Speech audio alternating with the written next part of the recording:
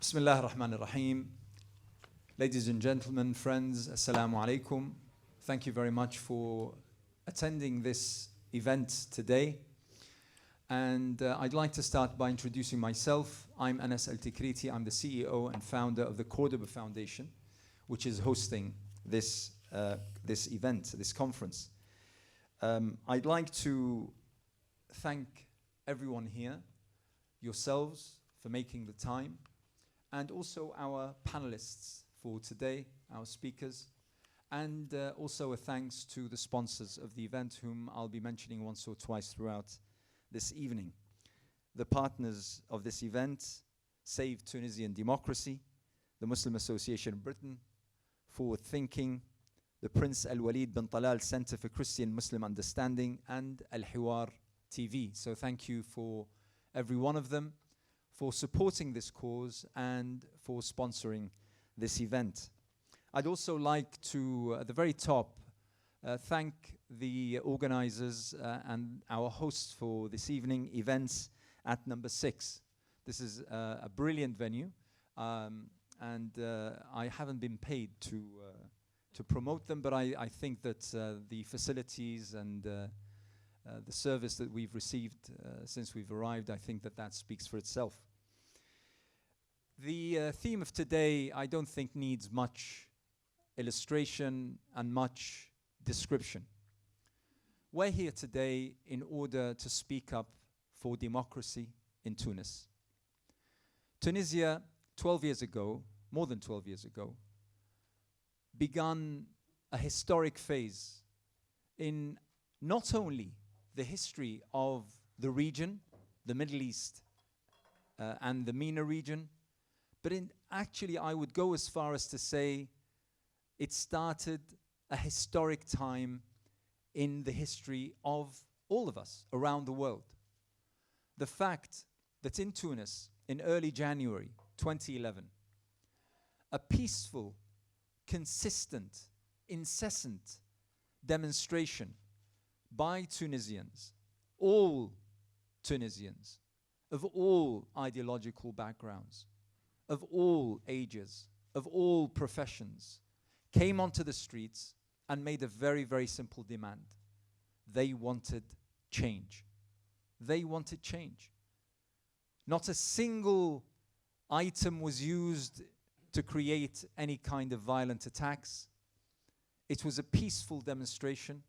The demands were peaceful, and ultimately, the system at the time crumbled and fell.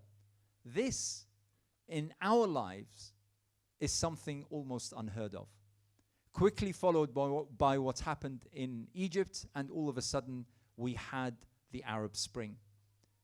Everyone, if you recall, and I recall very, very well, traveling around the world, from Geneva to Paris to Washington to Sydney, and in every single one of those cities and capitals around the world, finding something called the Occupy movement, which mimicked the Arab Spring, saying, this is our Arab Spring, this is our Jasmine Revolution, this is our Maidan al-Tahrir.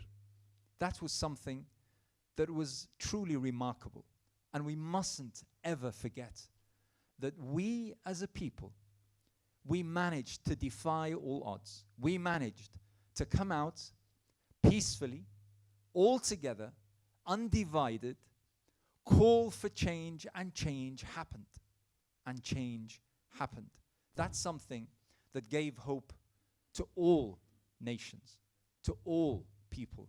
And all of a sudden, the MENA region, the Middle East and North African region, wasn't synonymous with violence and conflict and terrorism and backwardness. All of a sudden, that region, those people, were iconic of peaceful change and peaceful revolutions. Today, we have, unfortunately, a totally different scenery. Today, we have an elected president who decided to kick off and kick away the ladder which got him to Carthage Palace, and decided to stop, to bring to a halt the cycle of democracy and the struggle for democracy. and to instigate a situation which can only be described as another dictatorship in a region that is rife with dictatorships, and bring Tunis back to way before the 2011 Arab Spring and the Jasmine Revolution. So today we have an illustrious panel of experts and of families of those who are now languishing in prison. I'm glad and happy and proud to say that we have two families representing their fathers who are languishing in prison today, arrested for farcical charges, absolutely unbelievable to anyone who knows anything about the two men that we'll be speaking about today and whose daughters will be addressing this audience throughout this evening. Without further ado, the running order will be as follows. Actually, not the running order, but the way in which we'll be doing this is that I will be asking our speakers to speak for between 5 and 7 minutes. And I'll try to be a little bit strict on time. After which, I'll invite either yourself to ask a question, or maybe I'll throw in something for sort of a wrap-up. And we'll move from one speaker to another as such. And then towards the end, if we have enough time, maybe we'll open to the audience for any questions that you have.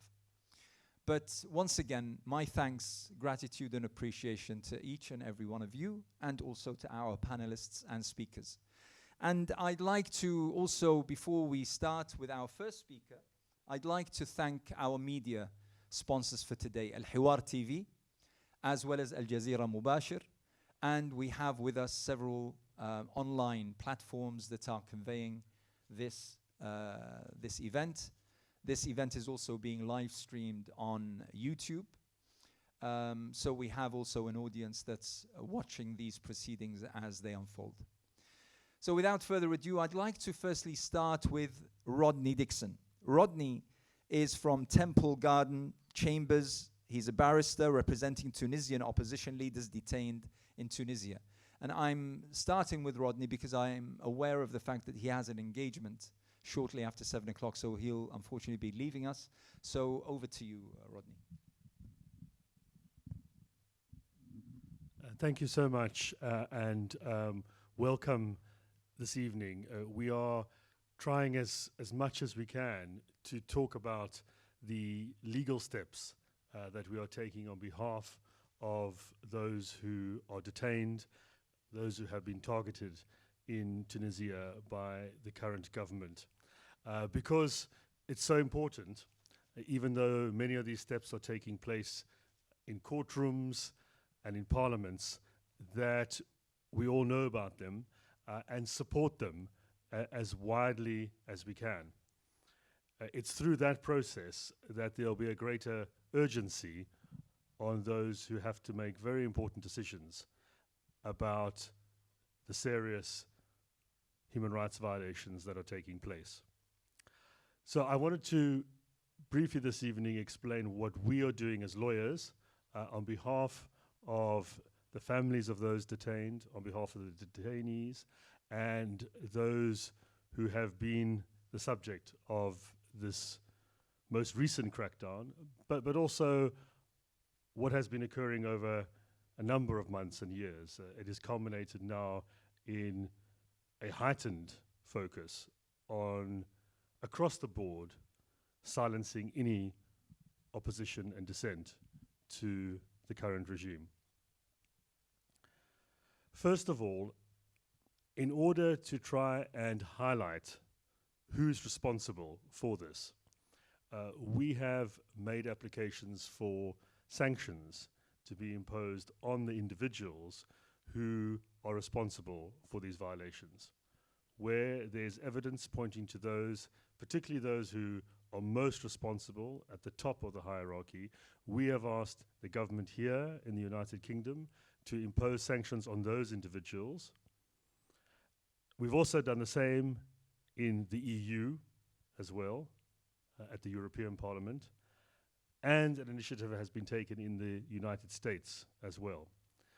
So it crosses a wide section of the world, and the effect of it, if they are to be imposed, and we hope that they will, because that's the right thing to do, would be that those persons would not be able to travel and continue business as usual around the world. Their bank accounts and those of their associates and companies can be tracked down and frozen. And they can't keep doing transactions in our countries as though everything is normal. We have focused in particular on the current President Said, as well as a number of his key ministers, the Minister of Interior, the Minister of Defense, and other key state officials who are directly involved in implementing this campaign of repression. Of course, they are using many more people down the ladder, but we are going for those who are giving the orders, who are overseeing it, who are most responsible, where the evidence points to them, and we provided that evidence in the applications, then they are the ones who should bear the consequences. These are not sanctions against the country as a whole and its people. It's not there to try and economically weaken the country or make it poorer. It's to target those particular individuals who we say are responsible for the violations. So it is a form of individual responsibility, not at the criminal level, but a form of punishment that our government has at its disposal, as does the EU and the US as well. It's a quick and efficient way of assessing the evidence and imposing sanctions. And of course, if the person has a defense, they can bring it forward. If there's no basis for it, then the sanctions can be lifted if things change. But it's there to show that governments take this seriously, they're condemning it, and there are repercussions for the violations that are being committed. We know that these sanctions have been imposed in many other situations. We've seen them in relation to Russia recently, China, other countries. So the government does use these measures, and we're saying it should equally apply in the situation in Tunisia. We are looking to really support MPs so that our Foreign Office, the Foreign Affairs Committee in the EU, will take these actions. And that's why it's so important that you know about it, that you speak to your MPs, you speak to your organizations to ask them, are they doing this? This is not something where they should take the next 6 months or a year to decide in some committee. They have the ability to do it quickly and efficiently. That's the point of the legislation, and we're saying they should use that opportunity without delay now. Secondly, we have also applied to the African Court for Peoples and Human Rights. This is a court established in Africa. It's based in Arusha, Tanzania, and it's there to oversee serious human rights violations that are committed by governments in Africa. So it's like the equivalent of the European Court of Human Rights in Strasbourg here, looking at the EU and the UK. The court has accepted our applications. It has required Tunisia to respond to them, in particular to respond to the urgent application we made for provisional measures. So you can do that, saying while you are deciding this case, we'll make sure the detainees are not harmed, that they have access to lawyers, that they are released with whatever conditions are reasonable and proportionate. It was in fact at the end of this week today that Tunisia are required to provide their response, so we'll know whether they are going to respond or not. And the court will then make a decision on those measures. It will also decide on the actual case itself, the violations that have been committed in Tunisia. We are saying that it's right for the court to be seized of this matter, and they have taken up the case, on the basis that you can't get justice in Tunisia at the moment. There's no effective way of being able to ensure that your rights are protected. The Constitutional Court, in fact, which protects human rights, is not even operational at the moment. One of our applicants at the African court is in fact one of the judges, Judge Akremi, who was sacked from his position by the government. So it shows the possibilities of any effective form of justice are minimal, if nothing. So we're waiting for the outcome of that. Lastly, there's the International Criminal Court in The Hague. Tunisia is a signed-up member, obliged, therefore, to implement the Rome Statute, which we say on the evidence it is violating left, right, and center at the moment. In fact, on Monday, and we'll send this around to all of those here, we are having an event in The Hague focusing on this very issue with journalists, interested parties, stakeholders. We've invited the ICC to attend as well to discuss this very issue. There will also be a Zoom link to it, so you can follow it that way. And we are going to speak, find out the views of persons there, gather as much support as possible, and we have a route to apply directly to the ICC to take up this case. The prosecutor has been visiting many countries around the world who are signed up. We are saying he should go to Tunisia as well, go and see what is happening firsthand. It's not just about focusing on certain countries. Yes, of course, there are many crises around the world, and a lot of attention is going into the situation in Ukraine, as rightly it should be. But it shouldn't only be those countries that are receiving the attention and resources of the ICC. So should others. And so should those countries that are often ones that fall below the radar, that don't get the headlines on CNN. So that is something we are emphasizing to the ICC. We'll be doing that next week, and we'll look at taking steps thereafter to make the necessary applications. It's so important in these situations, legally speaking, to use every available channel that can be taken. So it's a collective force to ensure that there will be justice for those who are detained, that they'll be released, that those who are targeted will be set free from that oppression. And also, we've seen the highly inflammatory racist language used against migrants, that those practices are ended as well. So these are our initiatives, those are our goals, and we ask for your support as far as is possible. Thank you.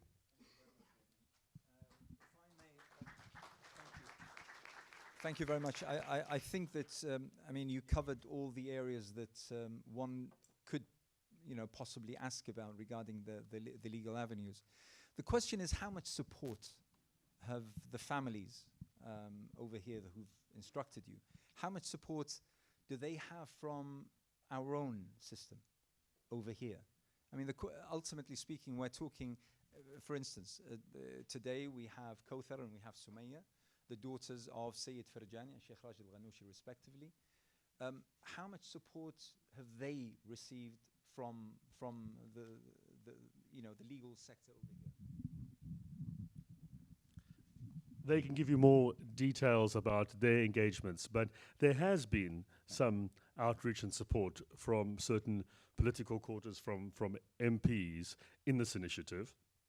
There's space for a lot more, though, because those MPs need to be knocking on the door of the Foreign Office to say, don't just say you're considering our application for sanctions, actually consider it and decide. As you've done very, very quickly in other situations, you moved within weeks, even shorter in some cases.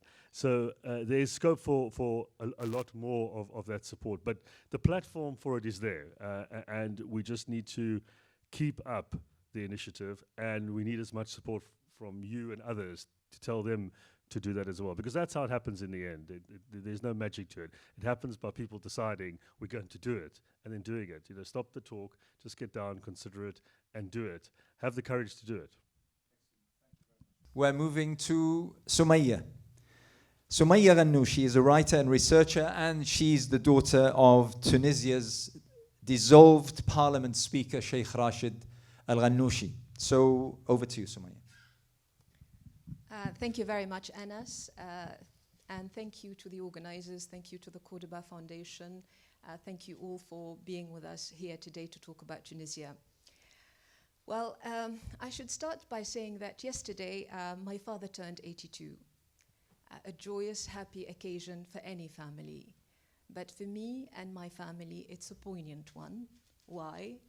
Because my father marks his 82nd birthday behind bars. My father was arrested on one of the holiest days of the year and the holiest of months, on the 27th night of Ramadan, as my family prepared to break its fast moments before the call to prayer, before Maghrib, before sunset. Around 100 security officers encircled our home, raided it, searched it high and low, and took my father away.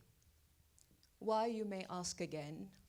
Because he is the elected speaker of Tunisia's parliament, because he is the leader of the largest party in the land, because he is the man who led his country's transition from dictatorship to democracy and made enormous sacrifices to give his people a progressive constitution, a consensual constitution that guaranteed their rights and liberties and ensured that no man or woman was sent to jail for their words and opinions.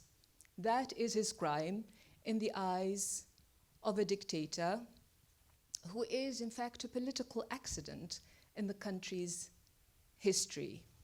An obscure man who claimed to be on the side of democracy and the revolution. But as soon as he got our votes and set foot in the presidential palace, he went about demolishing both. He conspired to overthrow the system that enabled him, an insignificant assistant lecturer, to become the holder of the highest office in the land. In the dead of night, he barricaded Parliament with military vehicles, tore apart the constitution he'd sworn to protect, and wrote his very own instead, literally, and bulldozed over all check and balanced institutions. So, on the ruins of our democracy and the sweat and blood of generations of men and women who fought hard and long to create it, he erected his one-man system, a modern-day emperor, governing by decree, guided by nothing but his own instincts and caprice, driven by greed for power and a deep, dark desire to avenge himself on anyone who dared say no to him, anyone with a history and a record to be proud of, and foremost, of course, Rashid Ghannouchi, with his impressive, extensive body of writings, translated into countless languages, and his decades-long struggle against dictatorship.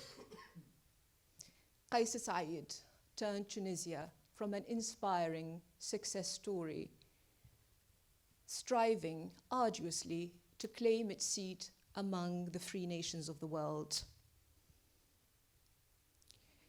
He is currently gleefully celebrated by fellow Arab tyrants, the likes, for instance, Egypt's Sisi and Syria's Assad. Qais Said sold Tunisians a big lie, a gigantic lie. He would grant them wealth and prosperity if only they got rid of democracy, a democracy viciously demonized and dismissed as the root of all evil and misery. But as he robbed Tunisians' hard-won freedom, he gave them not only dictatorship, but poverty and state bankruptcy. For the first time in their modern history, Tunisians queue up for hours daily, hoping to get some sugar, some flour, some oil. They're now realizing that their new dictator had turned their difficulties into full-blown catastrophes, their half-successes into complete failures. So whoever wants proof of the havoc, the destruction dictatorship wreaks in nations, look no further than Tunisia and what Qais Said has been doing there. Its people are besieged by crises, by misery, by despair. prepared to board death boats in order to escape to the other side of the Mediterranean. Tunisia today is a cocktail of crises threatening to explode at any given moment. But make no mistake about it, just as the Arab Spring started in Tunisia and flourished there for over a decade of hope and struggle, revolution and counter-revolution, from there it shall return, from Tunisia it shall rise again, bearing the flame of freedom to the people of the Arab region, a region ravaged by coups and tyranny. Because those who have savored the sweet taste of freedom will never be slaves again. And I must end here, I know. I don't want to speak for too long. I will end with a few words to Qais Said, Tunisia's dictator. And I say to him, try as you may, you can never lock Ghannouchi away. You are the prisoner, not he.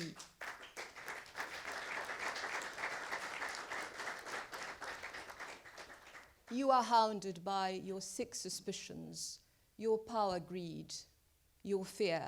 Ghannouchi haunts you. Long before you, Bourguiba had sent him to prison. Ben Ali even sentenced him to death. Both are long gone, Ghannouchi remains. And so too you will be gone. You will join them unlamented, remembered only as a sad, power-crazed putschist, while Ghannouchi's legacy will go on. His undying resistance spirit will go on. His freedom struggle, his struggle for freedom and liberation will live on, and freedom will prevail. Thank you. Thank you very much, Sumaya. Sumaya, one question comes to mind. Surely towards, the end, let's just say. I mean, since the so-called constitutional coup in July of 2021, was there a suspicion that this might happen, that your father will be detained? Of course, as I said, I think Qais Said benefited from the fact that he's an obscure man without a record. And as soon as he set foot in the presidential palace, he started preparing his coup. In fact, he started doing that even before he entered the palace. He invested in crises. He exploited in the numerous crises, a country in transition, the state of transition to democracy after the revolution was undergoing. So he invested in the COVID crisis, the health crisis, and he withheld even vaccines sent to the country in order to deepen that crisis. He invested in the financial crisis, of course, and in the political crisis with ongoing conflicts with parliament, much of which manufactured, and conflicts with his own government, a government he had himself appointed. So he's been in power now for 4 years, 2 of which holding power, absolute power. But he started planning his coup long before that, as soon as he entered the palace. And I said, he's benefited from the fact that he's a little-known man, an obscure man without much history, really. Thank you very much. You're welcome. Sorry. There's a clip that was produced by the family of Sheikh Rashid Al Ghannouchi. So let's watch this 4-minute video.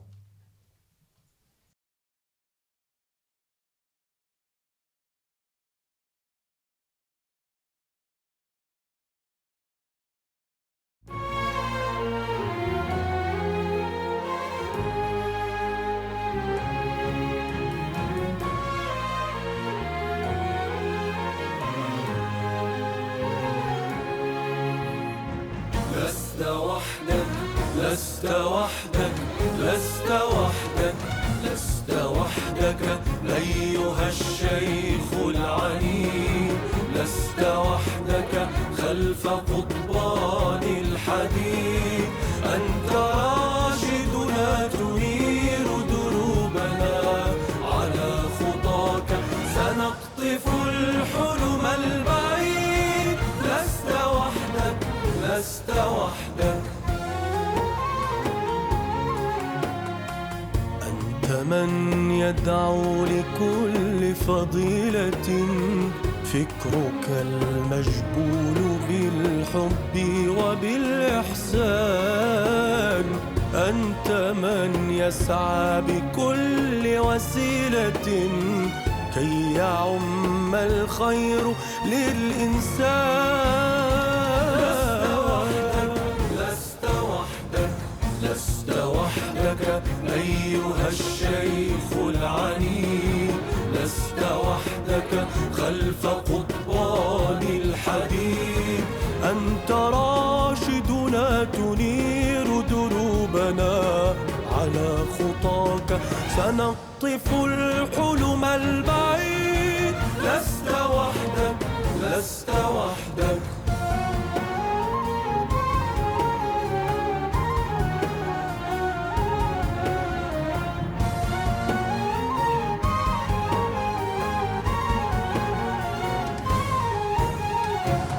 أنت فكر راشد فوق الظنون. أنت مثل حالم للثائرين. أنت حضن دافئ وأب حنون. أنت للخضراء عاشقها الأمين. لست وحدك، لست وحدك، لست وحدك أيها الشيخ العنيد. لست وحدك خلف قضبان الحديد. أنت راشدنا تنير دروبنا، على خطاك سنقطف الحلم البعيد. لست وحدك، لست وحدك.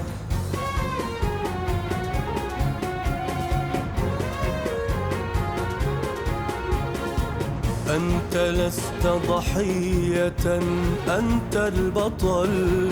بالحق تصدح عاليا لا تكل. تزرع الورد وتسقيه الأمل. كل من سار على الدرب وصل. لست وحدك، لست وحدك، لست وحدك أيها الشيخ العليم. لست وحدك خلف قضبان الحديد. أنت راشدنا تنير دروبنا، على خطاك سنقطف الحلم البعيد. لست وحدك، لا لست وحدك.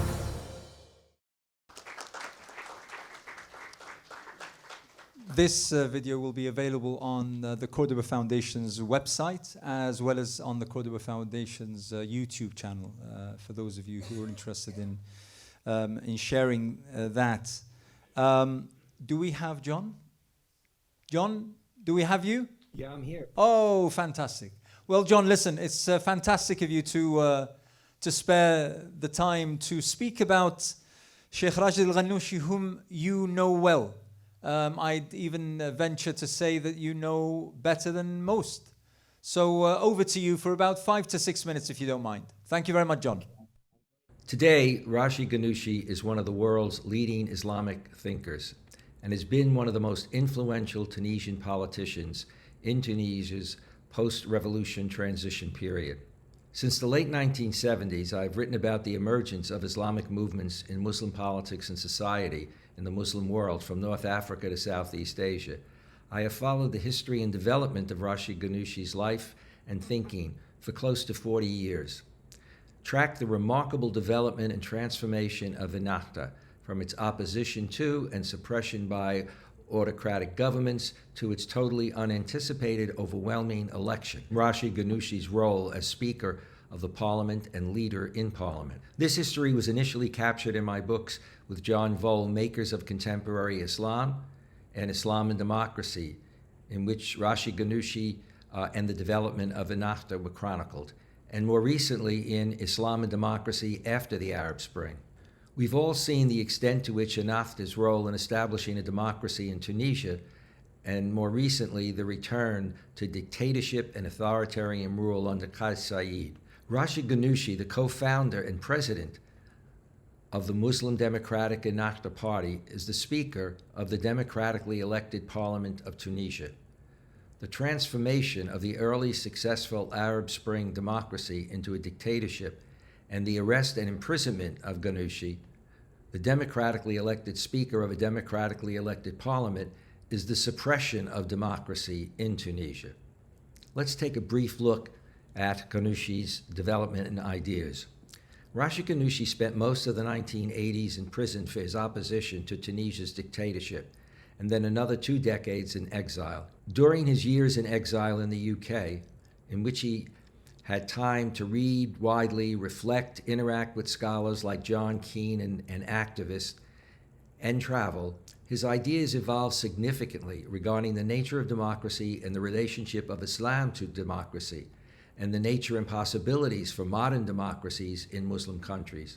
Ghannouchi developed a belief, theory, and agenda regarding how Islam and democracy were and could be compatible in modern Muslim states. The opportunity and the challenge of implementing his ideas occurred when the Arab Spring inaugurated a new era and he returned to Tunisia in 2011. Ghannouchi helped draft the country's democratic constitution and played a significant part in Tunisia's government. When Rashid Ghannouchi began to participate in Tunisian politics after the Arab Spring, its opponents predicted that if elected and in power, it would put an end to democracy and impose Islam. In fact, just the opposite occurred. Under Ghannouchi's leadership, Ennahda was a participant in drafting of the Tunisia constitution. The constitution that emerged and that Ghannouchi and Ennahda endorsed neither imposed Islamic law nor mentioned it. Ghannouchi proved willing to negotiate and form coalitions with parties representing the full range of political opinion in Tunisia. All this represented a kind of experiment, testing whether Islamic democracy was really possible. The answer was and remains yes. International recognition of Ghannouchi's role and significance were reflected in a series of major awards. He was named one of Time's 100 most influential people in the world in 2012, and Foreign Policy's top 10 global thinkers, as well as awarded the Chatham House Prize in 2012, along with Tunisia's president, Monsef Marzouki. After the new Tunisian constitution of 2014 was adopted by 93% of the members of the National Assembly, Ennahda peacefully handed over power to a technocratic government.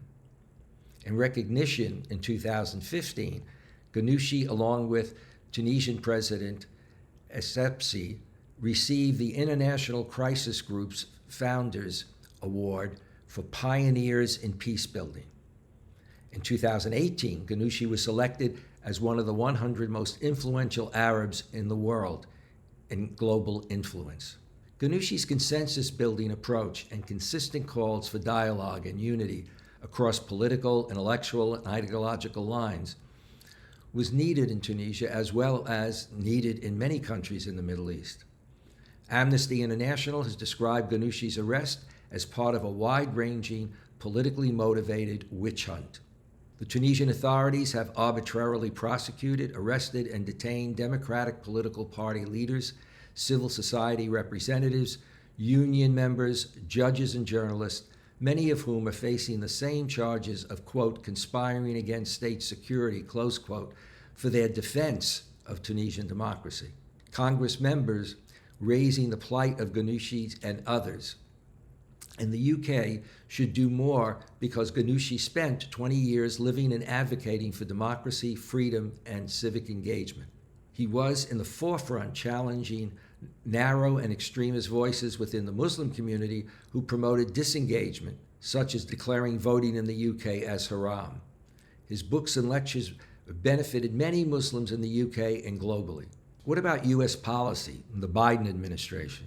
After the Arab Spring, more than a decade ago, the U.S. funded civil society in Tunisia, but also sought to draw the military closer, designating it a major non-NATO ally in 2015, despite the fact that the U.S. Leahy law bars American aid to foreign security forces that violate human rights. That policy has come under sharp criticism. Ranking members of the House Foreign Affairs Committee and Middle East Subcommittee have recently condemned, quote, blatant attacks, close quote, by the Tunisian government on free speech and association.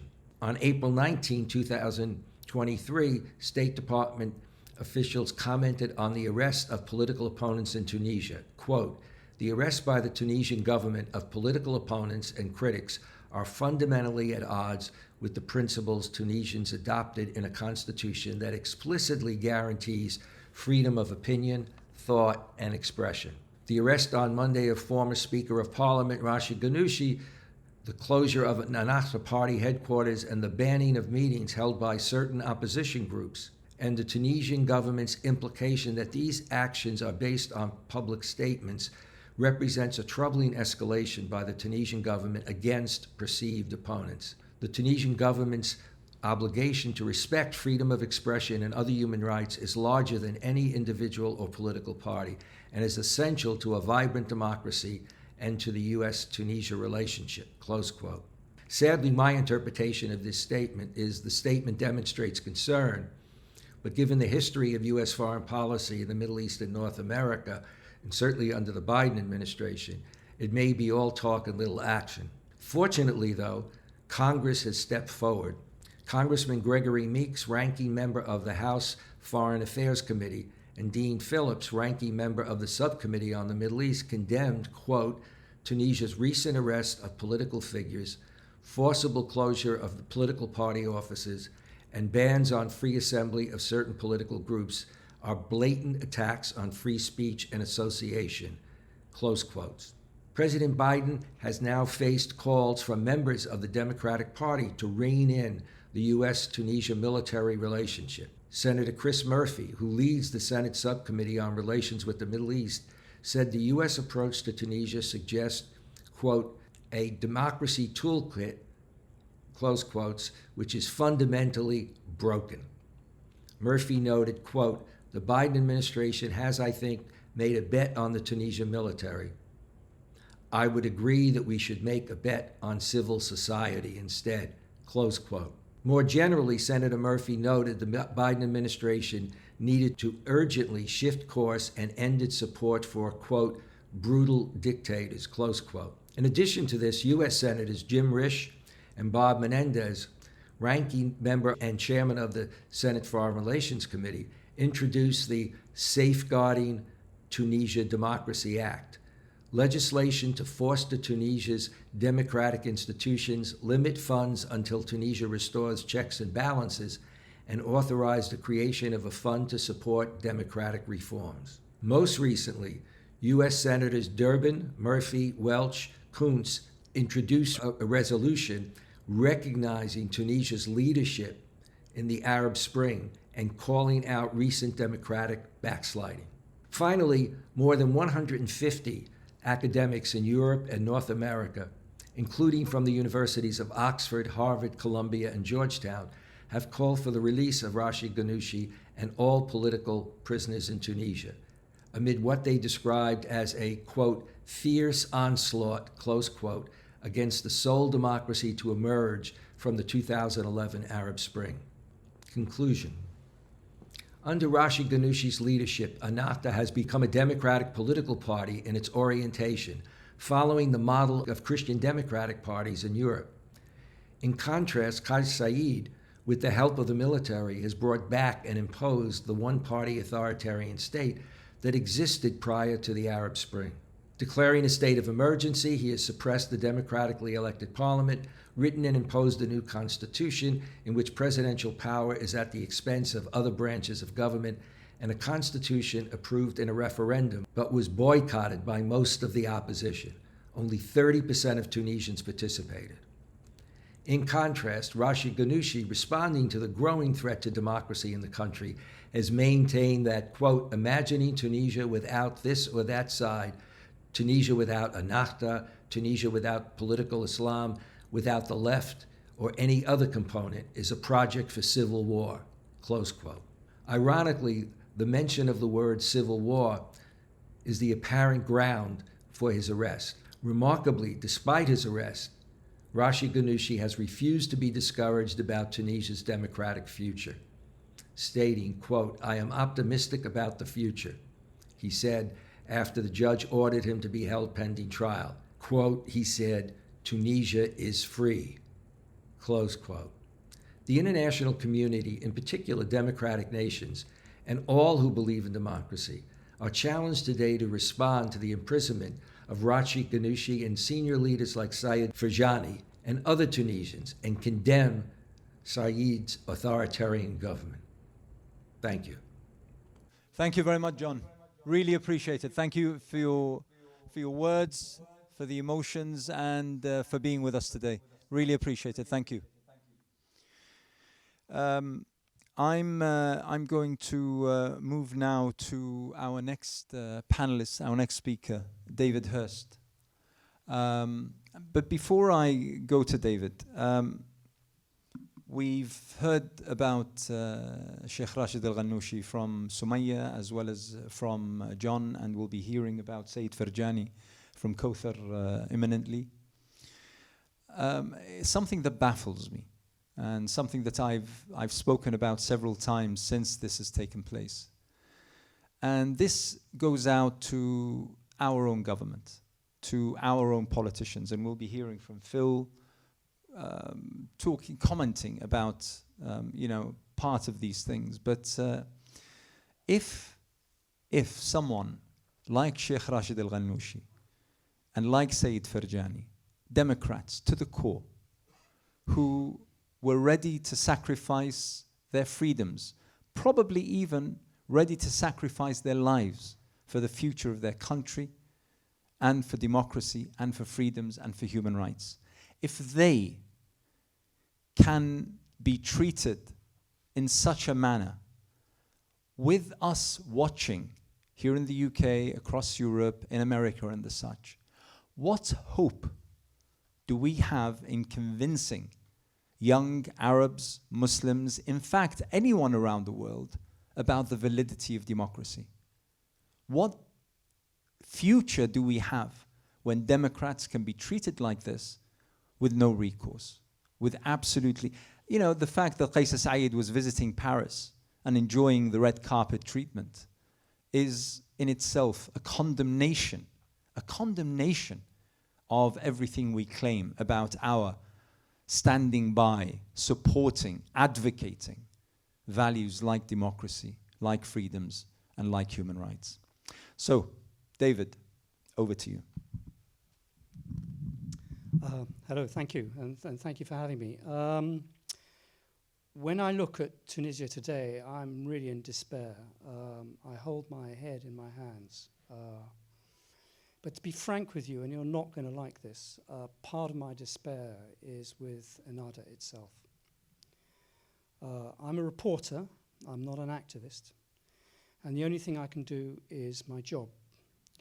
And I think with Tunisia, I think I did it. I published a document saying that Qais Said was preparing something that its authors called a constitutional coup. For 4 days, I was denounced as a purveyor of fake news until Qais Said himself admitted the document I published was genuine. But what I could not believe was the reaction I got from Ennahda, which was no comment, no help. They didn't take it seriously and carried on as if nothing had happened. And 2 months later, Qais Said did almost exactly what the document I published said he was going to do. For 10 years, we were told that Tunisia is different. People know how to negotiate, we mediate, we relinquish power voluntarily, we're adults, we're different. We're not headstrong like our brothers in Egypt. Cousins, your father told me, not brothers. The army doesn't get involved. And look what happened. You hand-picked your nemesis, just as Mohamed Morsi did. Morsi chose Sisi as his defense minister because he was religiously observant. And look what happened. What made you back Qais Said? He wasn't an unknown quantity. He did produce interviews. He did say what he was going to do. I found an interview in 2011 saying that political parties were rotten, parliament was rotten, and the only path for Tunisia was direct democracy. All the things you said made you different, your constitution, your parliament, your courts, your elections, have now gone up in smoke. You're either in prison or back in Ealing. I cannot believe how many strategic mistakes have been made. You start the job and you don't finish it. You think of yourselves as Nelson Mandela, but in fact, this situation requires you to be a Robespierre. And who is going to come to your rescue? This upsets me even more, because Rodney Dixon is excellent and should be supported, but our politics is rotten. And it's far more rotten than it was in 2011. James Cleverly, who's been so active defending democracy in Ukraine, was asked at a Foreign Affairs Committee last week what the Foreign Office would do to get the release of Sheikh Rashid. He didn't even know who the minister was responsible for Tunisia. It's Lord Ahmed. Now, Lord Ahmed is the most senior, longest-serving minister in the Foreign and Commonwealth Office. He has served under 5 prime ministers. What does he say to Case Side? Nothing. He says, we're engaging. With whom? How? There are levers. Rodney Dixon pointed them out. There are courts. There's the Human Rights Council. There are British citizens in Tunisia. There are the courts. Tunisia desperately needs that IMF loan money. There is the International Court of Human Rights. But British policy, from the minister down to the ambassador, has drunk the Kool-Aid and does nothing but repeat the talking points of Case Side, just as happens in Egypt or Libya or Israel and Palestine. Starmer is going to be our next prime minister. I know this because MI6 told their counterparts in one Middle East country, which I shall not name, that Starmer is going to be the next prime minister. How MI6 is so sure, I don't know, and I'm sure Sunak would love to know. But when Starmer was DPP, one of his first acts was the extradition case of a computer hacker who had Asperger's syndromes. His name was Gary McKinnon. And McKinnon had hacked his way into the Pentagon and to NASA, not because he wanted to steal any secrets, but because he tested himself. Now, there was a way around not extraditing this poor lad to lifelong imprisonment in America. It was something called the Misuse of Computers Act, and it was a British law, and he could have been tried here in Britain, and halas, that would have been the end of it. He would have got a suspended sentence. Starmer rejected the humanitarian solution. He blocked it. And he was then overruled by who? By Theresa May, who is the Tory Prime Minister at the time. She had more heart about McKinnon than Starmer did. Starmer was so furious that he flew to Washington to apologize to Eric Holder in person. That's who we're getting as the next Prime Minister. Do you seriously think he is going to spend a minute's political capital on Tunisia? I don't think he is. Now, what's going to happen in Europe? In Europe, you have a whole bunch of countries who equate political Islam with terrorism. This is happening in Germany. It's happening in Austria, my parents' country, who put road signs up saying, beware, this mosque is dangerous. It's happening in France when they talk about separatism. And it's happening here with Michael Gove. Do you really think Europe is going to come to Tunisia's rescue? I think you have to think really seriously about what went wrong. You occupied that moral high ground, but you couldn't defend it against people who used really dirty tactics against you. I totally in praise of Rashid Ghannouchi. I think he's a terrific man and a historic figure. And I'm appalled that he's now in the hands of a madman, a complete madman, who restricts all contact with him. That's where we are at the moment in Tunisia. Only thing I can say is that yes, the Arab Spring will break out again, but this time and the next time, you've really got to defend it. Thank you.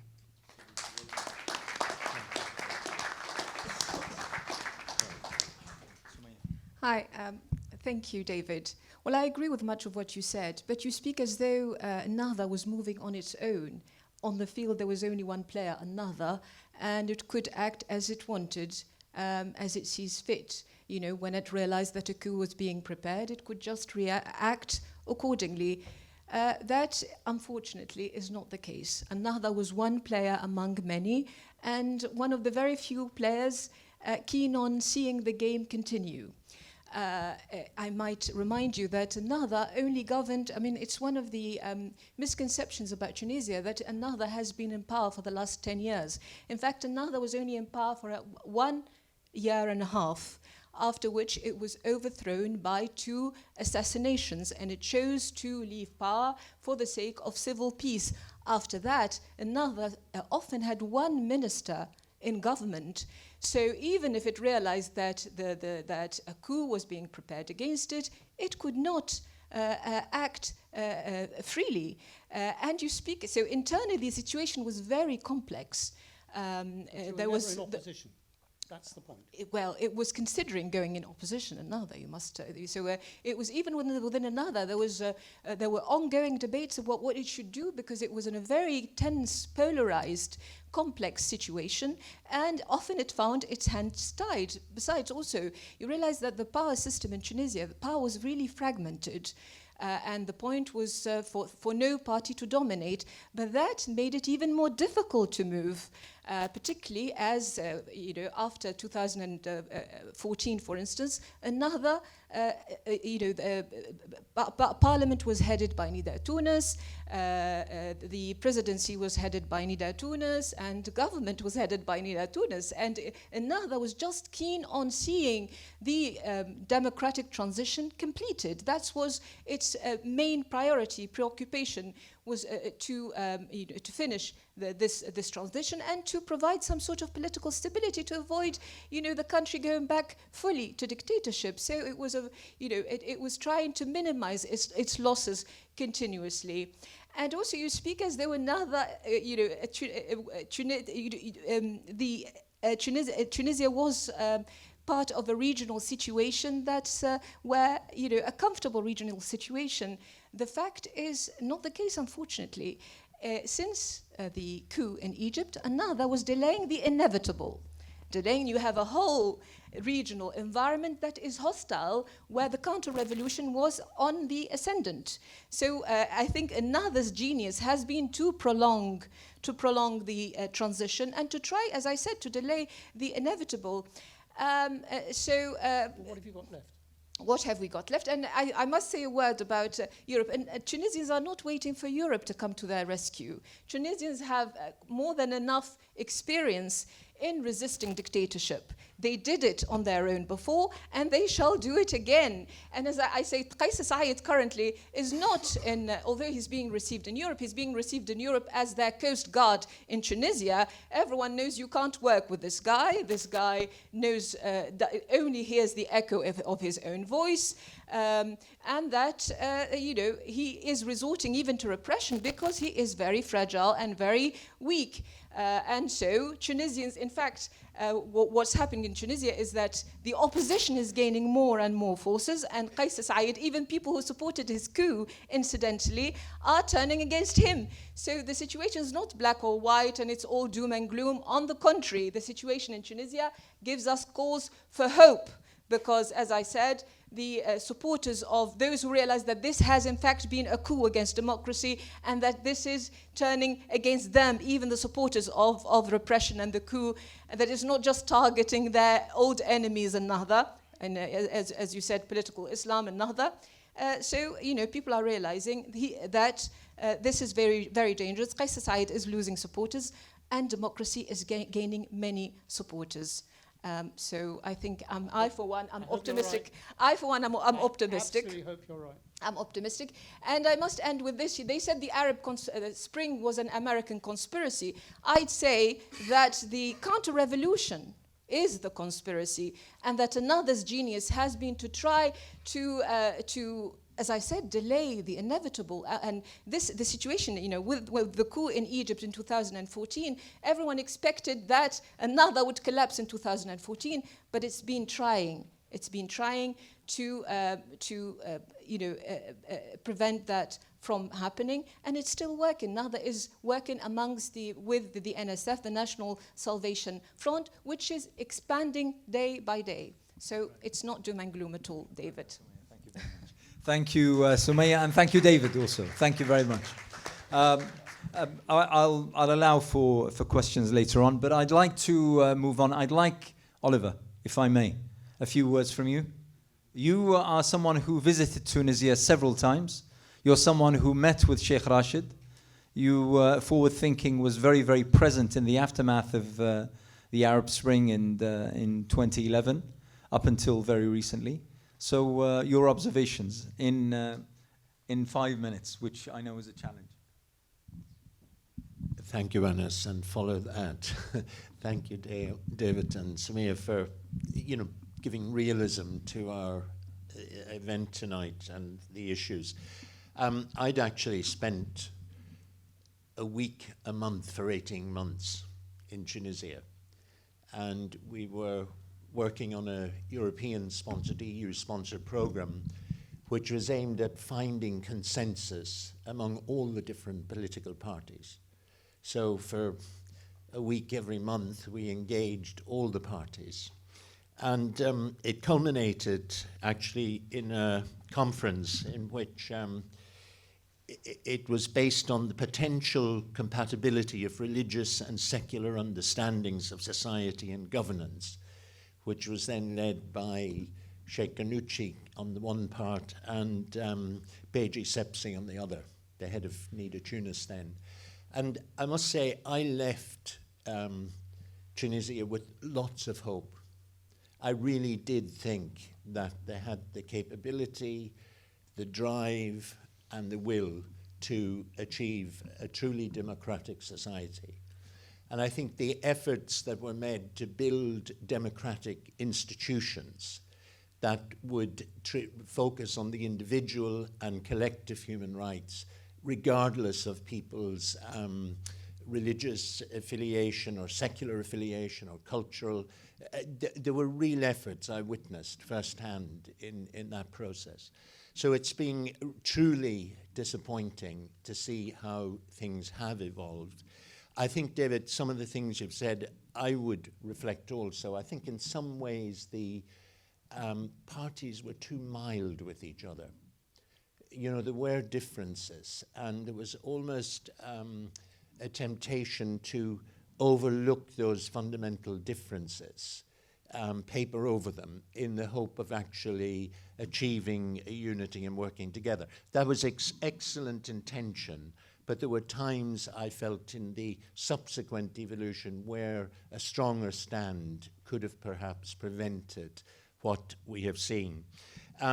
It's a great privilege, and thank you, Anas, and Cordoba for facilitating tonight. It's an enormous privilege to sit here and be able to identify with people who are in prison for no other reason than they believed in their country and they believed in their people. And I think that's extraordinary for us to be able to voice our concerns. But I'd just like tonight to use the words of Sheikh Rashid himself when in July 2021 he wrote an opinion piece in the New York Times. And for me, it actually captures fully the current situation. He said, on the morning of July 26th, my colleagues and I, all of us, democratically elected members of Parliament, found the parliament building in downtown Tunis surrounded by army tanks and our access blocked on the orders of President Said. In a televised speech the night before, Mr. Said announced a host of measures, the most startling of which was suspending the work of the elected legislature. He stripped members of parliament of their parliamentary immunity, sacked the prime minister, and consolidated judicial and executive powers in his hands. By doing so, Mr. Said is seeking to overturn the results of an entire decade's hard work by Tunisians who have fought for democratic reforms. I believe his actions are unconstitutional and threaten Tunisia's democracy. How true those words were. And then he goes on, to say what I think is in this article, saying that those who were supporting this coup were actually trying to use the differences between the secular and the religious perceptions of society and how governance should be as the excuse, and he refutes that. And I would refer back to our January 2014, when there was clear consensus, not just between Sepsi and Ghannouchi, who were both present for the whole of the day at that conference, but also numerous other parties, stretching from the far left to the Salafi parties, all were there, but we concluded the day with the belief that in Tunisia, differences can be accommodated. A secular view of society can be compatible with a religious view of society, and there was a will, I think a genuine will at that meeting, and happily we can share some of the findings of that. But there was a will to achieve a truly democratic society with diversity. And it's shameful that it has come to this. I agree entirely with David when you said, David, that Europe won't come to respond in the way we should. I think, Sumaya, it is important because it's not just the will of the people, but there are also big implications on whether we support the structures at present. And all the evidence is that Europeans, and in particular Britain, is carrying on as business as usual. I was shocked the other day to discover that some of our army were out in Tunisia training Tunisians in counterterrorism, probably techniques that are now used to suppress true Democrats in the country, not potential terrorists. And it's that real lack of awareness is shocking. I'd just like to end with the words of another prisoner, and who's been on my conscience for the last 10 years, Essam Haddad. I remember before the Arab Spring, I was part of a dialogue with Essam, and we used to meet in Geneva about 3-4 times a year for discussions with European diplomats on how would it evolve if the Brotherhood went into government, long before the Arab Spring. And Essam said words that haunt me. He said, if it ever comes to the test, you will find European governments will always put their interests before their principles. He's spent, or has spent now, the past 10 years in solitary confinement with ill health, witnessing those words. And for me, as part of our country here and part of the larger European community, I find it shameful that we have not stood for principle, which are our interests, but all the time we have a short-sightedness that sacrifices the genuine interests and values of others for the sake of achieving what we want at short term. Thanks, Anis. Thank you very much, Oliver. Thank you very much, Oliver. Thank you. Next, we have the daughter of a a very dear friend of mine, someone whom for years we worked together on trying to achieve the best interests of Muslims here in this country. But throughout that work, there was never a moment when he forgot about where he came from and about the struggle that took grip of his heart and his mind, and that is of his homeland, of Tunisia. Kawthar is the daughter of Sayyid Farjani, who's an elected member of parliament, again, someone amongst the dozens who have been recently illegally detained. Kawthar. Thank you. Thank you again for organising today. Thank you, everyone, for taking time out on a Friday on the rare occasion we have decent weather.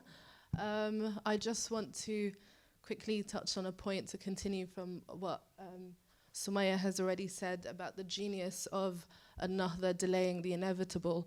As Oliver said, throughout the years during the democracy that Tunisia tasted, there managed to be more divisive elements of society that ended up working together.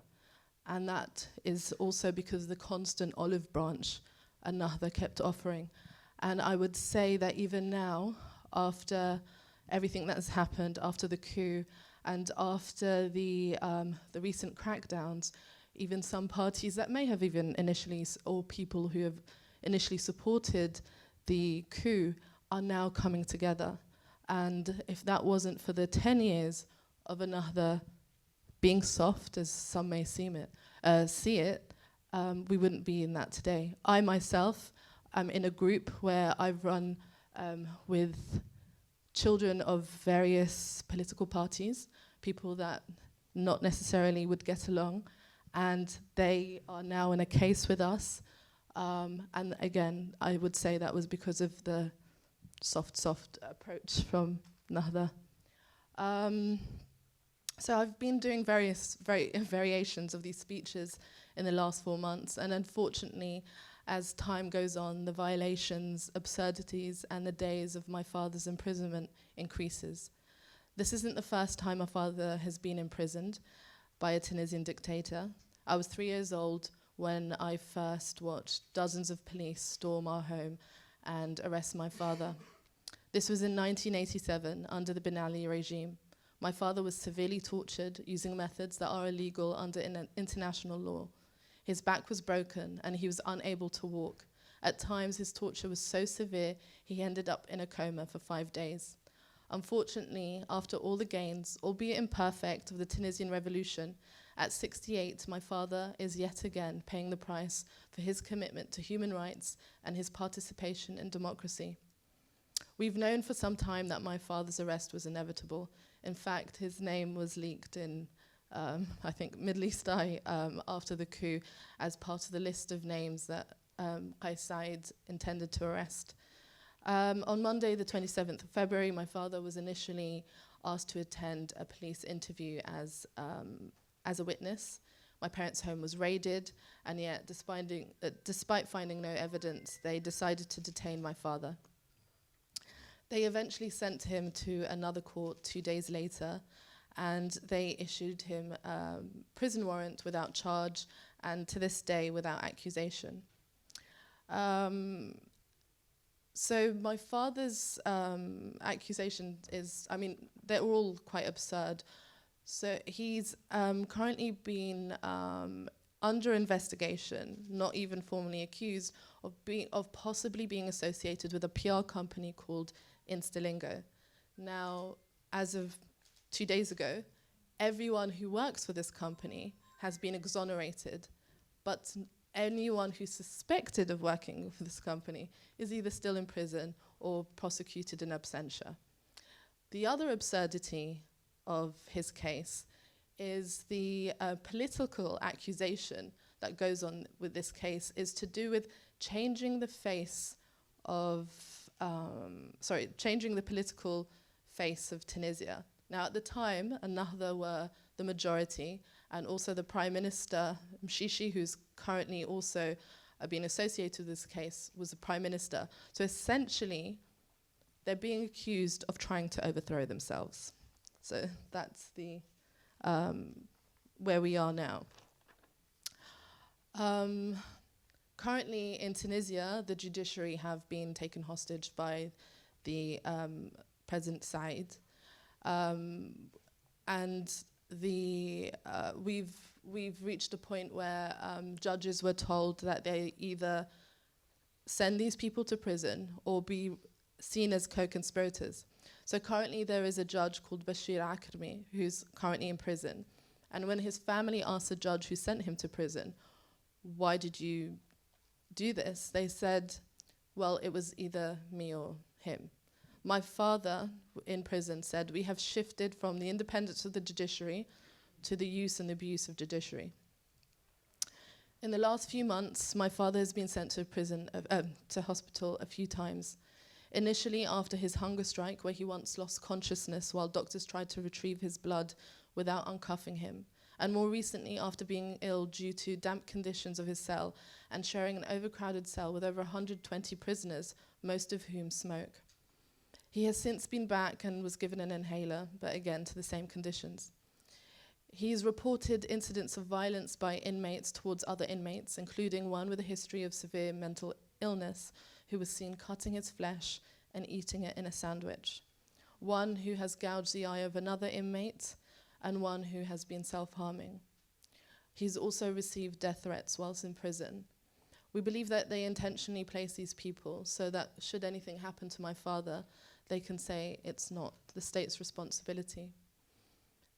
During the holy month of Ramadan, my dad was denied the prayer times and when to break or start his fast. They also have placed cameras in his prison, in his prison cell once he, after he joined. In my father's own words, the case against him is nothing but an attempt to whitewash and normalize the coup and take revenge against his opponents, and we're seeing that today, and is based only on accusations by individuals who've had their honesty and integrity severely called into question. My father has spent most of his life fighting dictatorship and oppression and advocating for human rights, whether in Tunisia or as a community activist in the 21 years he was in exile. As a democratically elected MP and prominent figure in Tunisian politics, my father has played an instrumental role in promoting democracy and human rights in Tunisia. In fact, I'm sure even Oliver would know he would usually be the first point of call when anyone would come to Tunisia to find out who to talk to. People usually would be going to my father first.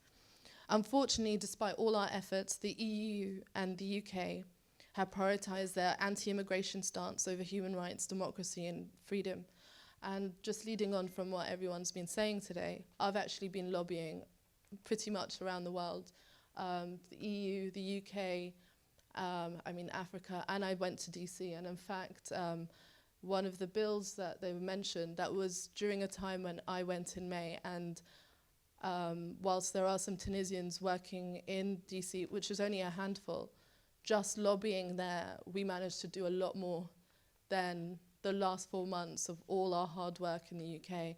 And it's purely because of their interests. And unfortunately, often our part of the world is preached. They often preach to us the importance of values of human rights and democracy. And they didn't fail to scrutinize all our parties in the last 10 years when we had freedoms, and yet that suddenly stopped because of their current interests.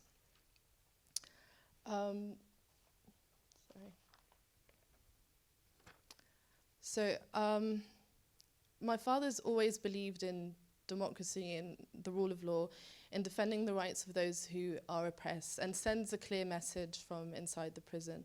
I will speak loudly from inside and outside Tunisia, and with those who share with me the belief in the values of freedom and democracy and human rights. And I do hope people today, even some of you today who may not have written to your MP, to please push. I know we're not currently having the most, the best responses, but it starts here. And I'm sure the I just want to say something to the Tunisian government just quickly. I'm sure they're aware by now that we're not going to tire. We're not going to forget what's happening in Tunisia. My father and those who've dedicated their lives to a democratic Tunisia may be confined to the Tunisian jails you've put them in, or awaiting their sham verdicts, but their ideals and their supporters are not. The more prisoners you create, the more solid our solidarity grows. Thank you. Thank you very much, Kauthar. And I think it goes without saying that all of us here, we stand shoulder to shoulder with the families of those detained and with the pursuit of democracy and freedom in Tunisia and far beyond. You know, I see faces here from Egypt, from many other countries. I'm not going to mention name by name because there are too many to mention, but we're all here in this fight. This fight is our fight, all of our fight. Thank you very much, Kauthar. Next, it gives me great pleasure to introduce Dr. Phil Bennion. And Phil is a former MEP for the Liberal Democrats in the UK, and he's currently Vice President of Liberal International. He's travelled from the Midlands to be with us today. So thank you, Phil, and over to you. 5 minutes. Yes, thanks. Firstly, I just want to say that I'm surrounded by experts today, and that is something that I'm not. I'm very much a political generalist in this respect, and were I not on the panel today, I would be in the audience, because this is, for me, also a means of learning more about the details of the situation. I'll also say that I no longer have my bully pulpit in the European Parliament, where I led for the Renew group on international human rights issues before January 2020. And of course, were I still there, this would have been pretty near the top of my agenda in beating the drum for this on this issue in the European Parliament. And at least, even though Europe's certainly not going to come to Tunisia's rescue in this respect, we were able, because of the fact that we have pooled issues around tariffs and trade and sanctions, then we would have been in a situation, and as to actually put some pressure on. And as Rodney has suggested, the use of Magnitsky-style sanctions, I think, is one way we could progress. Whether we could get those through is very difficult, because obviously we always had a challenge with the European People's Party in the European Parliament, the EPP, the biggest group, who were always transactional, I think you might say, and very, very much listened to their governments at home in terms of national interest. But while I was there, we did see a big change in the attitude of David McAllister, who was the chair of the Foreign Affairs Committee, and he actually started to realise that you could actually, by being a little bit more courageous, start to actually change things. But that's now 3 years ago, and 3 years down the line, we're at one step removed. Now, I did meet Rashid Ghannouchi back in 2012 when the original constitution was being drafted. And it was very, very clear to me that in our meeting, it was only one meeting, but it was a very long meeting, that he was a force for democracy, multi-party democracy, and even though nominally Islamist, he was very much in favour of working across parties, secular and religious, to come to for the common good. And any idea that he does not still uphold those views, I think, is nonsense, because we can actually see the evidence that he has demonstrated over the last 10 years that he is in fact willing and has a record of working across the board. So I think that for one thing we can say legally there is absolutely no justification in his imprisonment. I think the crackdown was definitely predicted, and those of us who are involved in international politics sort of expected it to come, and I do agree that there has been too little in terms of national governments across Europe and our government. They've done nothing at all to press the case and to try and influence Saeed in any way whatsoever. And I think this transactionalism is a disgrace. I also believe that Saeed is very much influenced by al-Sisi in Egypt. And I think in some respect there is a sort of mismatch with timing in this, because what we are seeing with al-Sisi now, he's driven the Egyptian economy into such a mess that for the first time he's actually started to row back on some of the suppression and repression. For instance, in Liberal International, for the first time in 10 years, certainly the first time since before al-Sisi took over, we have a Liberal Party from Egypt that has been allowed to operate and has joined Liberal International this year. So this is a curious time for Saeed to be following what al-Sisi was doing 5 or 6 years ago. Normally, when I'm in these on these panels, I talk about the disgrace of locking people up for their beliefs, because this is what I do with a lot of my political time now.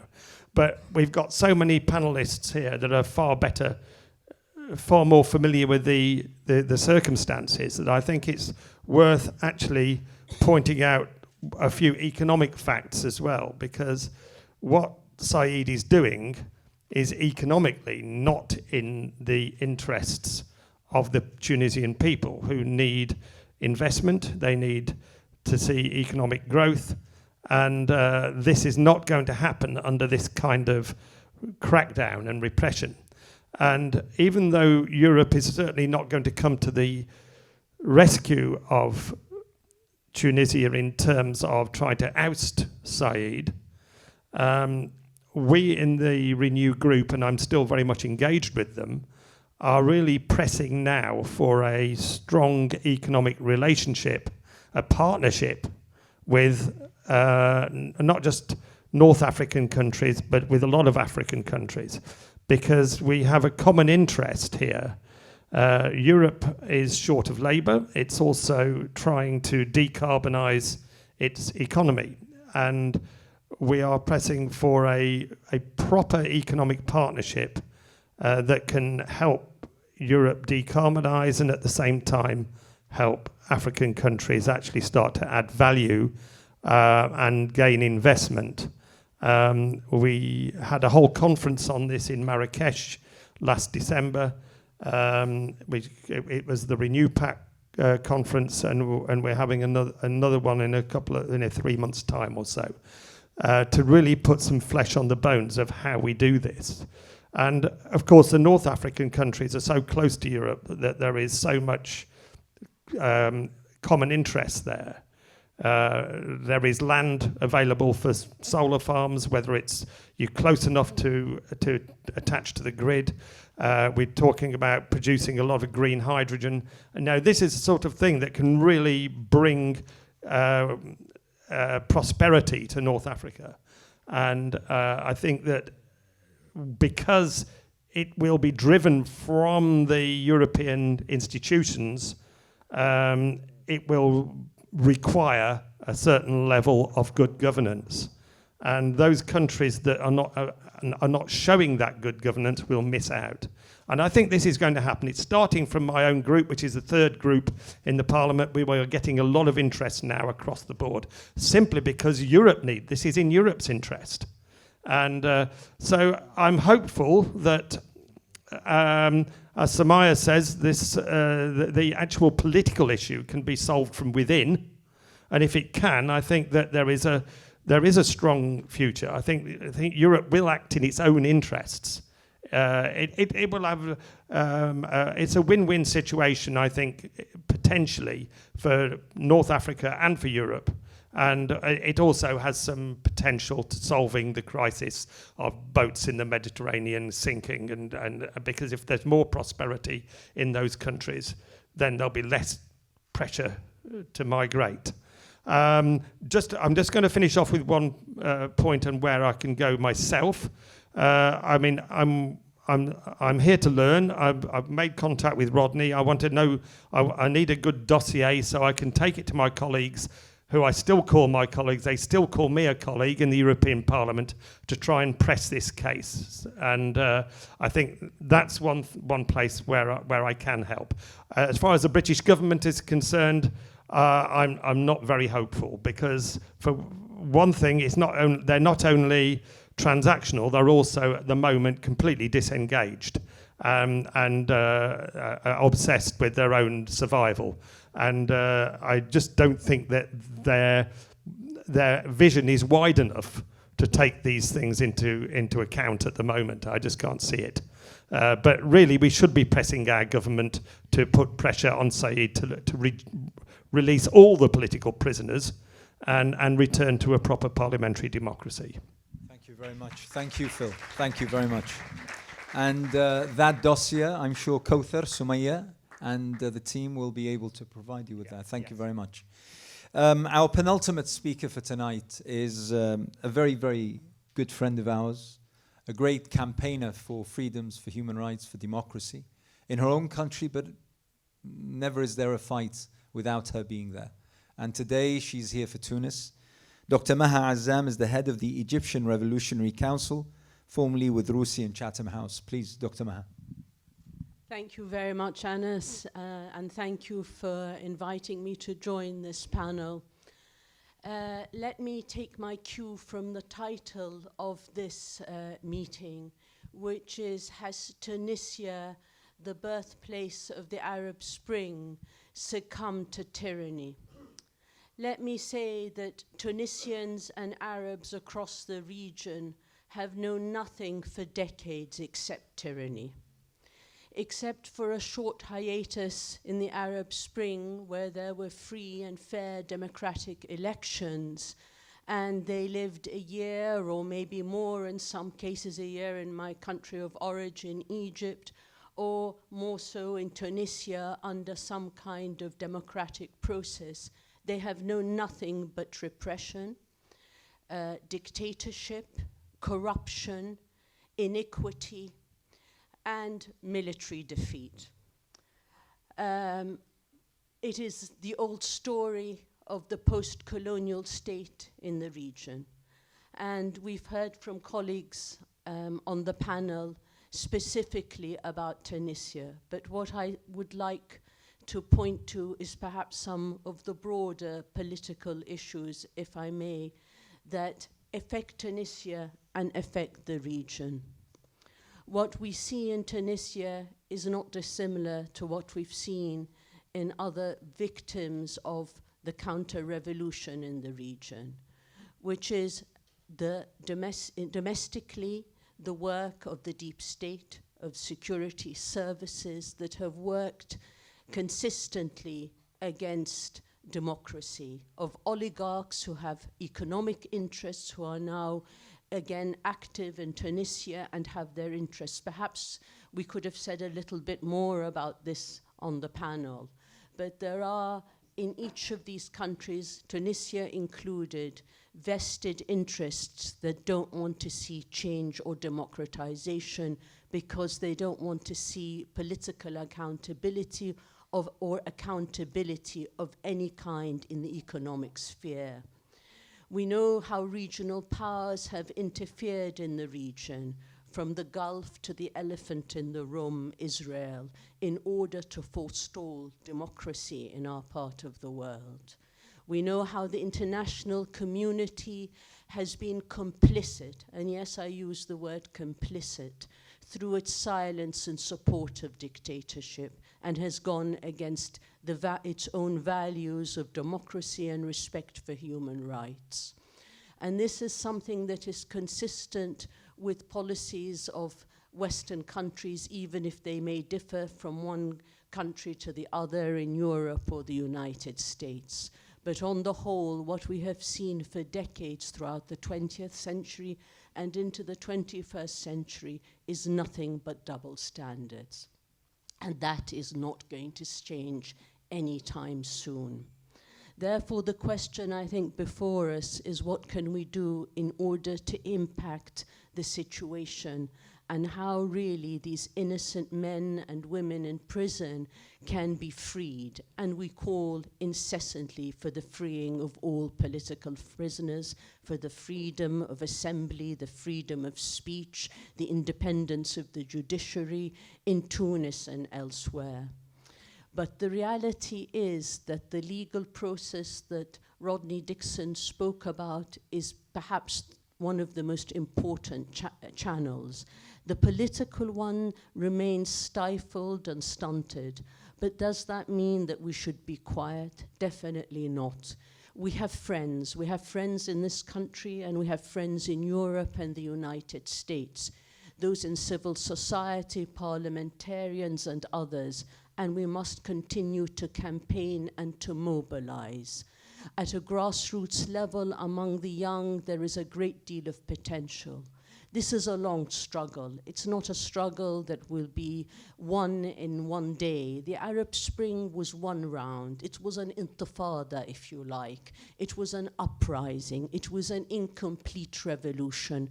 But there will be other cycles, like with other revolutions. It was peaceful, and therefore, and I hope it will remain peaceful as the cycles continue, although there is a big question mark, because we lost an opportunity, and so did the West, for a peaceful transition, a reformist transition that could bring democracy to Tunisia and other parts of the world. The future cycles may be different, but it is still within our hands and within the capacity of those in the West to call for reassessment of foreign policy. But this cannot happen without real mobilization among the grassroots in the West and the work that many of the activists do themselves. Let me come to my final point, and the one that for me really I think we need to all realize that this is a struggle for independence. The independence of Tunisia, the independence of North African states and of the region has not been realized. It is an issue of sovereignty and independence. We still carry on the neo-colonial struggle in one form or another, and to expect that these leaders at the helm are not really still the scions of a colonial project is wrong.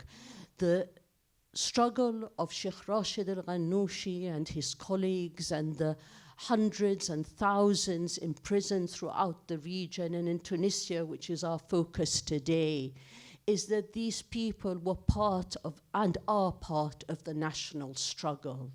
They're not, you can label them what you like. There are different ideologies, but they are national heroes, and they will remain national heroes. They have sacrificed for their country, and they continue to sacrifice.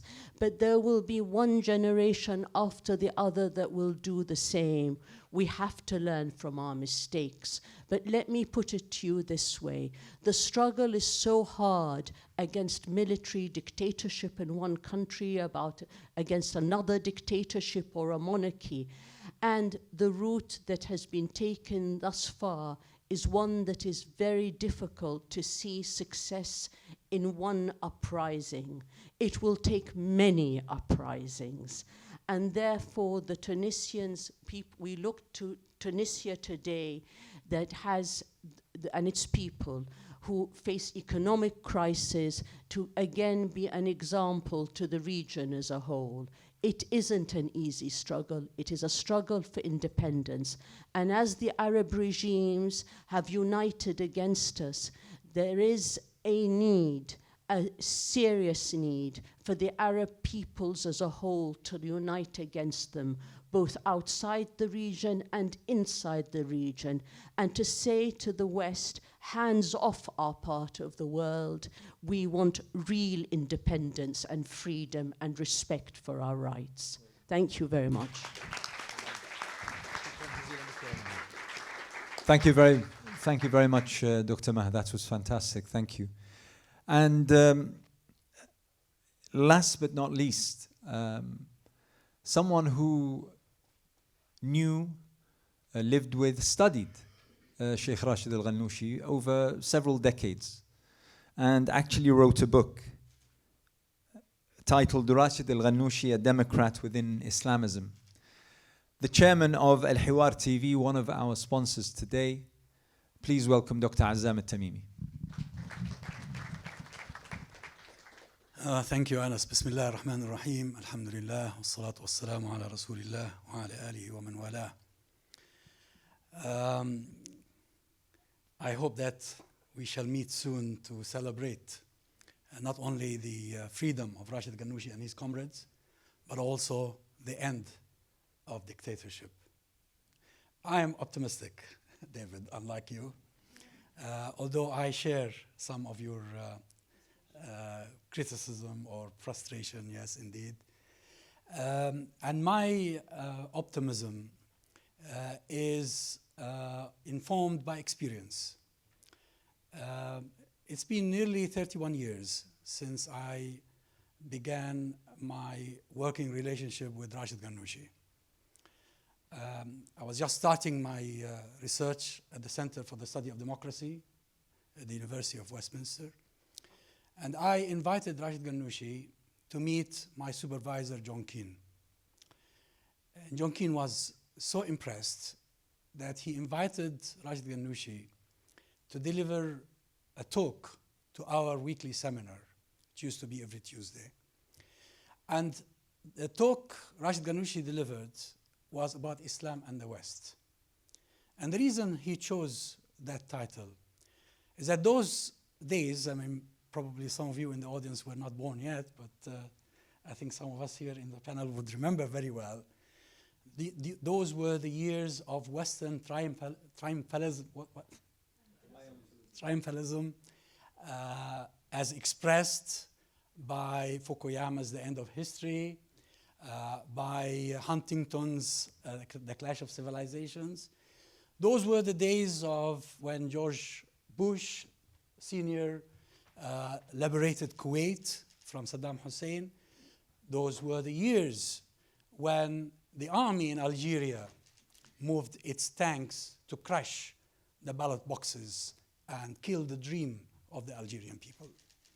So they were really very difficult times. In Palestine, the Intifada was still raging, but there was a conspiracy to kill it. So all of this informed or fed into what Rashid Ghannouchi presented in that paper, which I translated and read, and then he participated in the discussion afterwards. John Keane afterwards invited me to a cup of coffee and said to me, Azam, the way he usually addressed me, Azam, if you want your thesis to be a publishable one, do your research on this man. This is the person that deserves a PhD to be done on. And this is what I did.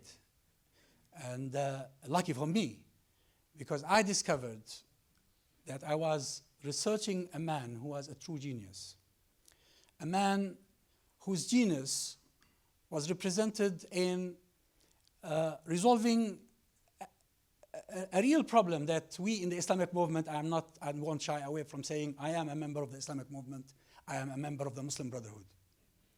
The Muslim Brotherhood, who are the victims of dictatorship. Some people choose not to be identified with the Muslim Brotherhood just because they are the victims.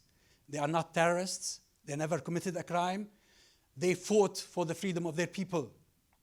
And we in the Islamic movement were struggling with the issue of shura and how shura can be implemented.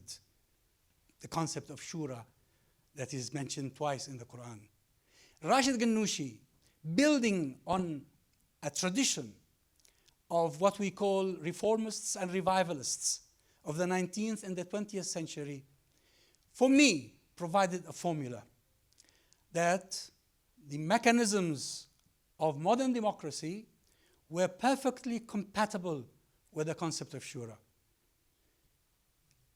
And that was brilliant on its own. We only needed to practice it. We only needed to implement it.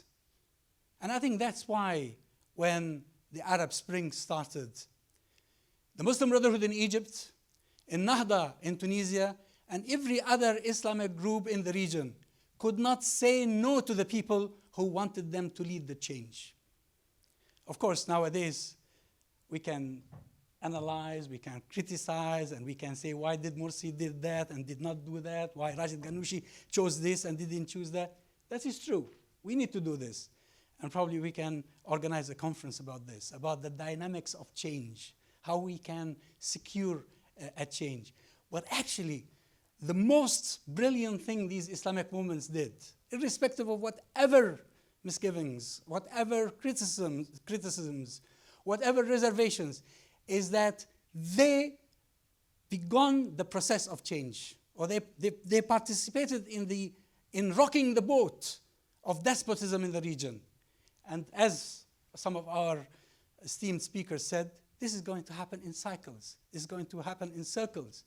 And that's why we need to be aware that no matter what Morsi did or did not do, a coup was going to happen in Egypt. No matter whether An-Nahda did A or B or C, their experiment in Tunisia was going to be aborted. And my reasoning for this, and that's why we need to discuss this really in depth. And remember, David, we went together to Istanbul to meet several individuals who were very close to Dr. Morsi, and we heard stories that usually the media doesn't talk about. There are 3 formidable obstacles.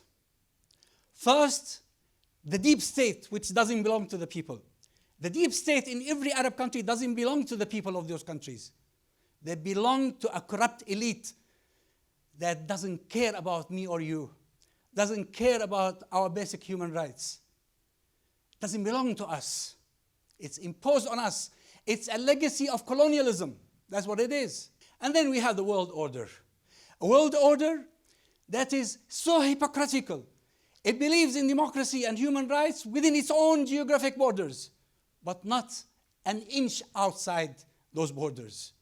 When it comes to the Palestinians, who cares? When it comes to the Tunisians, who cares? When it comes to the Egyptians, who cares? When it comes to the refugees, whose boat is sunk by the Greek, while everybody is crying over 5 billionaires who insisted, despite all advice, on committing suicide the way they did. Such hypocrisy in the world order is a formidable obstacle.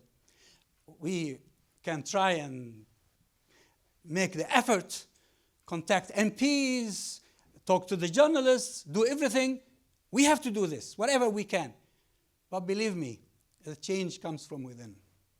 The deep state has to come to an end. Remember the Iranian Revolution? The Iranian Revolution managed to finish off the deep state, and that's why it succeeded. The Iranians remained in the streets. The Iranians gave their blood and they gave their tears and sweat until everything the Shah built in order to persecute and suppress the people of Iran came to an end. They removed at least one formidable obstacle. The regional order represented by those who have the money. We need to do something about it. We need to do something about it, or somebody needs to do something about it. Once change happens within these two circles, who gives a damn about the world order? We will bring about change no matter what. If the people of Tunisia want to see a change, if the people of Egypt want to see a change, if the people of Palestine want to end Zionism. Thank you very much. Thank you. Thank you. Okay, listen, we have about 10 minutes, so I will allow for 3 brief, either questions or very brief comments. Okay, if you want to direct it to a specific speaker, please mention. I'd like you to introduce yourself, your name and your organization if you're representing anything today. Please, the gentleman here. Who else? Who else? The lady in the 3rd row and the gentleman in the 2nd row. So please, your name and your organization. Not an organization, just an individual. Okay, just your name. Very hard being an individual anyway. Bahauddin is my name. But today, 23rd June, is also a very important day because this is another Nakba actually. 23rd June 1757 is the day when Bengal came under the treacherous occupation of the English. By the way, without Bengal's occupation, there'd be no empire for Britain in Asia, by the way. There'd be no India, the sort of tapestry that was built by Bengal. And also Bengal was the reason why Britain was able to attack China. Bengal was 2 of the largest economies in the world, by the way. In terms of skilled manpower, Bengal was number 1. Over 1 million skilled workers were employed, bigger than even China, often forgotten. Anyway, that's by the by. The point I'm making is this. Yes, please. In the case of Tunisia, I've got some experience in the sense that I participated in at least 4 demonstrations, by the way, during Habib Bourguiba's regime. I can say this, including the last time when Britain and the United States began to occupy Iraq, your great nation, by the way, which has been destroyed and decimated by Britain. In fact, it was a country whose leader was actually put into position by Britain. Saddam Hussein was Britain's creature in 1969, I believe. The point I'm making about Tunisia is this. Tunisia had an amazing intellectual capital. It's a country which actually was, in many ways, the only proper nation state in the Middle East, in the MENA region.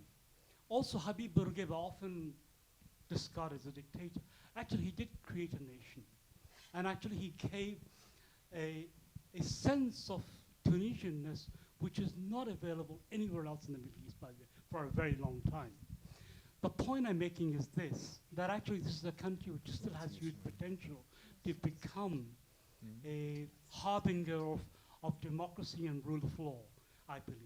By the way, I disagree with the last speaker because I think Islam, which has often become a hook, was a hook, actually a failed hook.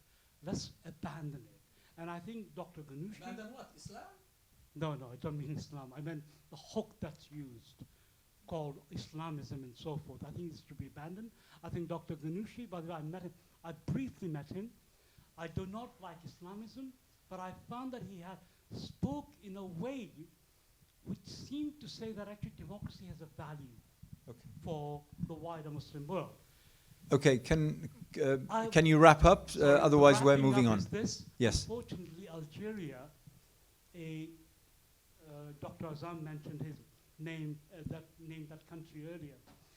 That country, unfortunately, is acting as the step-parent to the President Said regime.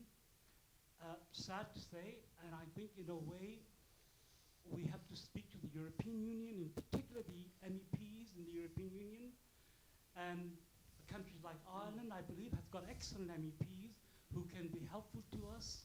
And I believe there is the idea that liberal democracy is something that is valued by at least some of the states in the European Union, if not Britain. Unfortunately, Britain is an exception to that. And I believe we should appeal to them that actually Tunisia is a country which deserves to be rescued from this. Thank you very much. And Appreciate it. Thank you. The lady in the third row, and then the gentleman here in the second, and then I'll have you in the front row. Hi. Yeah, speaking to. Yeah. All right. Hi, my name is Ghufran. I'm just a student. I guess my question is, it's very easy for us to speak about hope from the inside, especially as, diaspora. However, this seems to be a reoccurring problem within the political coalitions of the region, is that we speak of a victimization and not offer solutions.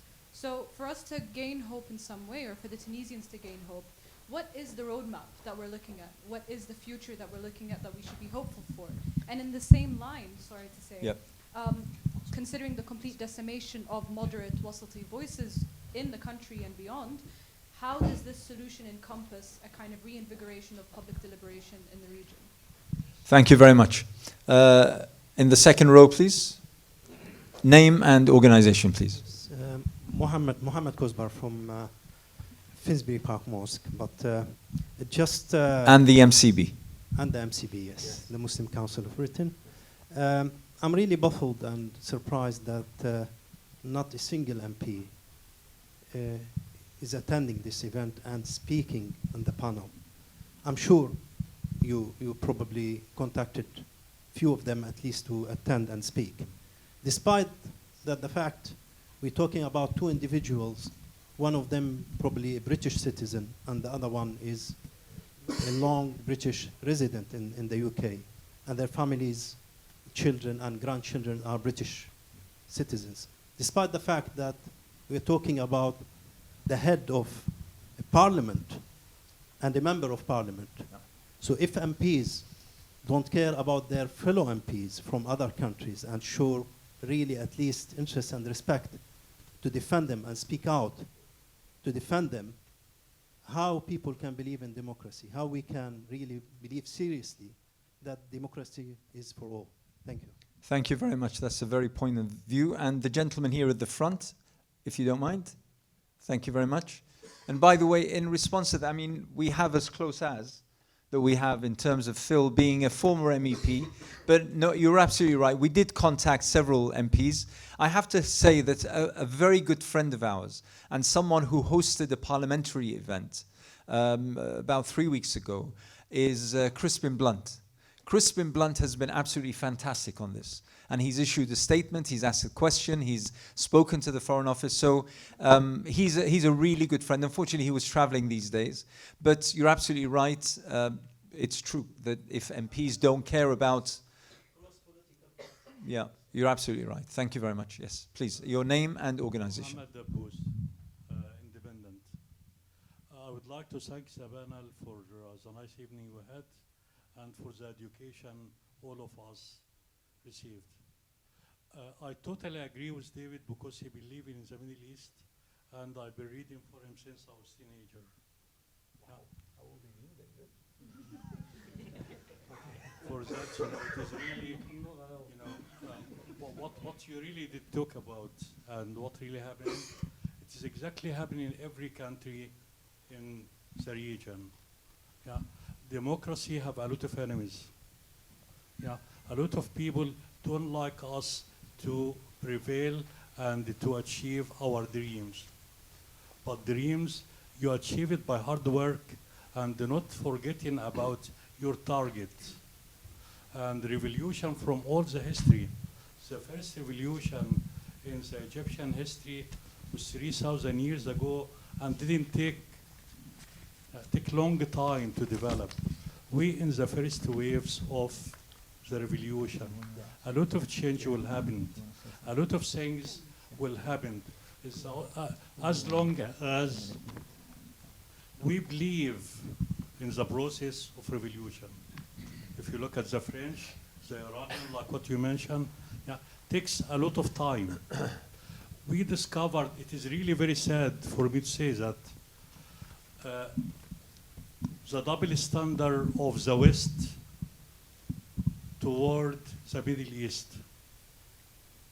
Very sad, because you're talking about democracy. I left my country because I did believe democracy and all these things, but shocked to find nobody care about democracy. It's only for the elites who can afford democracy. What happened in the Middle East and the happening, and all the Western government, from the state to ours, supporting dictatorship, and they know and they understand and they support the system, and they know how the system does to their own people. As long as the West keep doing what they're doing, it's totally up to them. But the revolution will carry on and will be within end. The true nation will carry on the hard work to achieve their dream. Thank you very much. Thank you, Mohammed. Okay, I'm going to, Salim, you have less than a minute. Okay, so. Thank you all for your contributions. This is to discuss perhaps a different element of what's gone on in Tunisia, and that is in inhabiting and discussing in spaces that are occupied by young people who are interested or... My mic is off, I think. No, it's on. Yeah, it's fine, it's just who are part of the Islamic movement. I'd like to direct this to the whole panel, but I know, for instance, Dr. Tamimi and Dr. Azam have more specialization in this field, so perhaps they'd like to take this question, which is, what are the repercussions on the discourses within contemporary Islamism on the failures of, or the failed democratic experiments in Tunisia and Egypt and beyond? Because already I'm maybe getting the feeling from young people, really, thankfully those who come from a Muslim Brotherhood background do have a strong belief in democracy, and that's something that's overlooked. But those who do not have a Muslim Brotherhood background, what is the repercussion of this? Because we are hearing perhaps the discourse of democracy has failed, Islam and democracy is irreconcilable. That fracture, for instance, if I'm an Islamist, the Islamic project that's worked is the project of Afghanistan, for as obscene as that might sound, whereas Tunisia, where you try to reach out to the liberal factions in society, try to have a discourse on cohesion and cooperation, that has failed. So how do we win back the narrative, and what are the repercussions that Tunisia is going to have on the actual advancement of an Islamic democratic experiment and discourse into the 21st century? Thank you very much, Salim.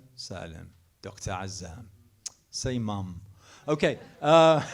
Okay, what I'm going to do is I'm going to start from Kauthar, and then everyone has 1 minute, exactly 1 minute, to sort of either respond, comment, or say their final thoughts. So, Kauthar, over to you. Yeah, thank you. I think one of the points I want to reiterate again is about, I have worked with my MP. We are going to see the FCO, so that's one thing that's happening. But it's been absolutely kind of disheartening seeing how my dad, when he came here in 1989, how much he was able to do with his walking stick, picking up the phone and lobbying with the British government, and how we are a lot more, organized now, and we've had a lot of efforts made, and James cleverly seemed like he didn't even know Tunisia existed when he was asked that question. So I just want to say that it's not the end for Tunisia. I mean, it's very weird to ever even think that democracy failed after 10 years. If we look at the history of democracies around the world, they don't just suddenly, it doesn't happen overnight, and there were failures. It's a long journey. It's been a long journey for everyone else, and Tunisia shouldn't be any different. And I think when we start to ask questions in such a, doom and gloom way, I think that in itself has made people like Qais win. So yeah, thank you. Dr. Maha? Thank you. I'm going to try to respond briefly to the lady who asked about a roadmap. Yeah. And I think that's very important. I think that we have to think about the outside and what we can do, and the importance of the inside in changing the balance of power, over which we can call on those inside different sectors of society, whether it be if there's something left of trade unions, of different sectors, doctors' unions, teachers' unions, workers' unions, engineers' unions. We've seen this in Egypt, where there have been some stirrings, if you like, despite the military hold on the state. But in Tunisia, this may be more likely to happen. So inside the balance of power, once it changes, or there are serious murmurs of it changing, then we will have far more clout in pressuring Western governments to review their policy. But in the meantime, all of those outside who believe in freedom and democracy and respect for human rights have to continue working, have to continue contacting MPs and others and academics and building networks and alliances. And as I say, this is not the cause of Tunisia alone or Egypt alone or other countries of the region. We have to start working together to ensure freedom for the region as a whole. There can be mobilization outside. The outside is extremely important in keeping the cause alive. This is not only the case of the Middle East, it was the case of South Africa, it is the case of Palestine and other causes. The outside is an important echo of the voices of those that cannot speak out inside, so we need to carry on. I was going to add one last word as regards the Islamist movement and the despair of some with democracy. I believe that the great success of Tunisia's Nahda and of Egypt's Muslim Brotherhood was to refuse violence as an option. And the minority that think that there is an alternative to democracy and accountability are wrong. It does not mean that democracy has to be in the shadow of colonial ideology. It doesn't mean that Muslims cannot have their identity and that it can inform their politics and their lifestyle. That is their right. It doesn't mean that we have to appropriate French democracy with its laicism and its secularism. It doesn't mean any of those. Muslims have a right to identify with their religion and for it to form the basis of their politics and their future and their identity and their unity. But what they must refuse is to fall back on what the tyrants have done to them. We will not, and we must not, and our young must not resort to the violence of the terrorists that run our country. Thank you very much. Thank you. Phil, over to you. Yeah, I was going to try to answer the young lady as well. I mean, there are a huge number of voices out there across the whole of the MENA region. I mean, we even have a sub-global movement in that just is specific to the MENA region. So we have liberal parties now with pretty well almost every country. Some of them have to be in exile, unfortunately, but they are there. And as has been pointed out, there's also civil society. So I think that there are plenty of voices there. I don't think that's what we have to worry about. The issue is how we bring it about. And we need far more resolve from the EU, from Britain is a basket case at the moment, but it doesn't have to stay like that. We need the United States to actually use its influence more in a better way. So we have to help. We have to get international help, but the voices are there, the people are there. We also have to remember, as has been pointed out, that virtually every revolution in history has been followed by a counter-revolution. But basically the direction of travel has generally been towards the progressive. So you get a revolution and then a counter-revolution and then basically a move forward again. So I'm very, very hopeful that across the whole MENA region, in Egypt and in Tunisia, maybe Algeria is going to be a little bit more difficult, but it'll happen. You will get a move towards democracy. Even in Morocco, we're seeing a much more active parliament, where we're seeing something a little like moving towards the British system of a constitutional monarchy. So I think there is a lot of hope there. And so don't despair, because basically it's like this man here said, it's going to take hard work and hard work over a very long period of time, but you have to keep working, and if you keep working, you'll get there. Thank you very much. Thank you, Phil. Sumaya. Thank you very much for your questions. Is this working? Yes, it is. Right. Well, change is very difficult in our region of the world. We're seeing, that what's happening is proof of that. It takes time. It doesn't happen overnight. It's an accumulative process. The revolution was an accumulative process. It didn't happen overnight.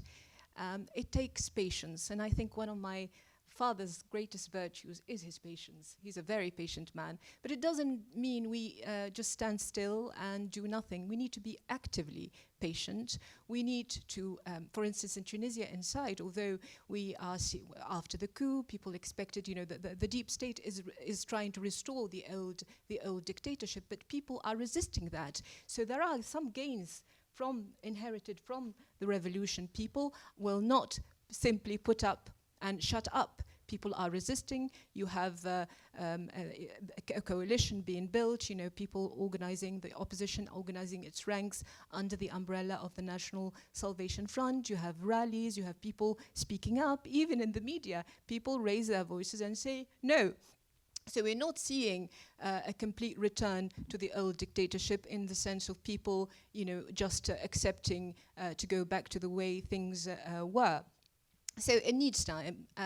As I said, for instance, in Tunisia, the opposition currently is working on having a national dialogue that excludes only those who exclude themselves around having early elections, for instance. So the political landscape in Tunisia is very active. It's moving all the time, and it gives us cause for hope, not despair.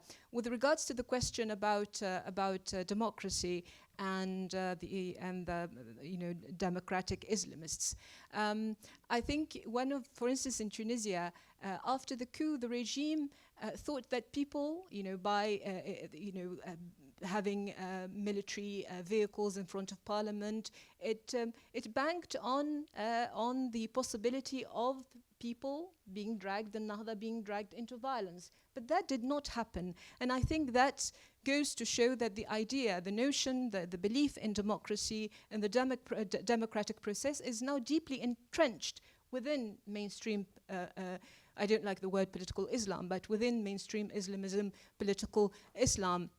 Perhaps one of the lessons of the past decade is that although democracy is deeply entrenched, the Democrats need to be fully aware of the challenges and the dangers besieging them, how they can be Democrats with non-Democrats, with people who don't believe in democracy, how democracy can protect itself from non-Democrats, from the counter-revolution.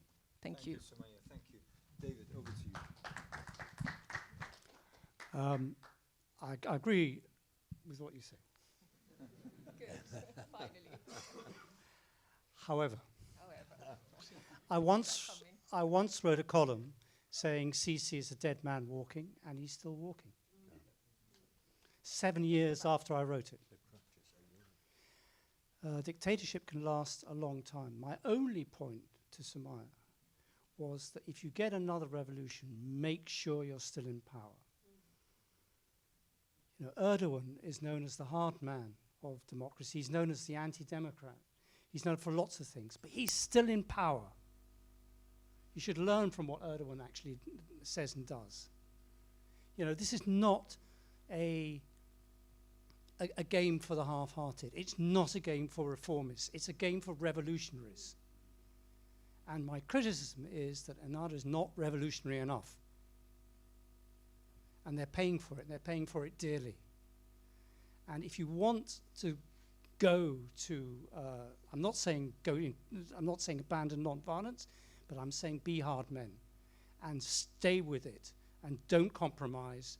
Stay in power and make sure you finish the job you started. And if there's one country I'd go to emphasize that, it would be Latin America. It would be what happened in Chile. It will, when they're all shot in the stadia, where desperate things were happening. What happened in Argentina, what happened in Brazil. Go there and see how a revolution is carried out to the end.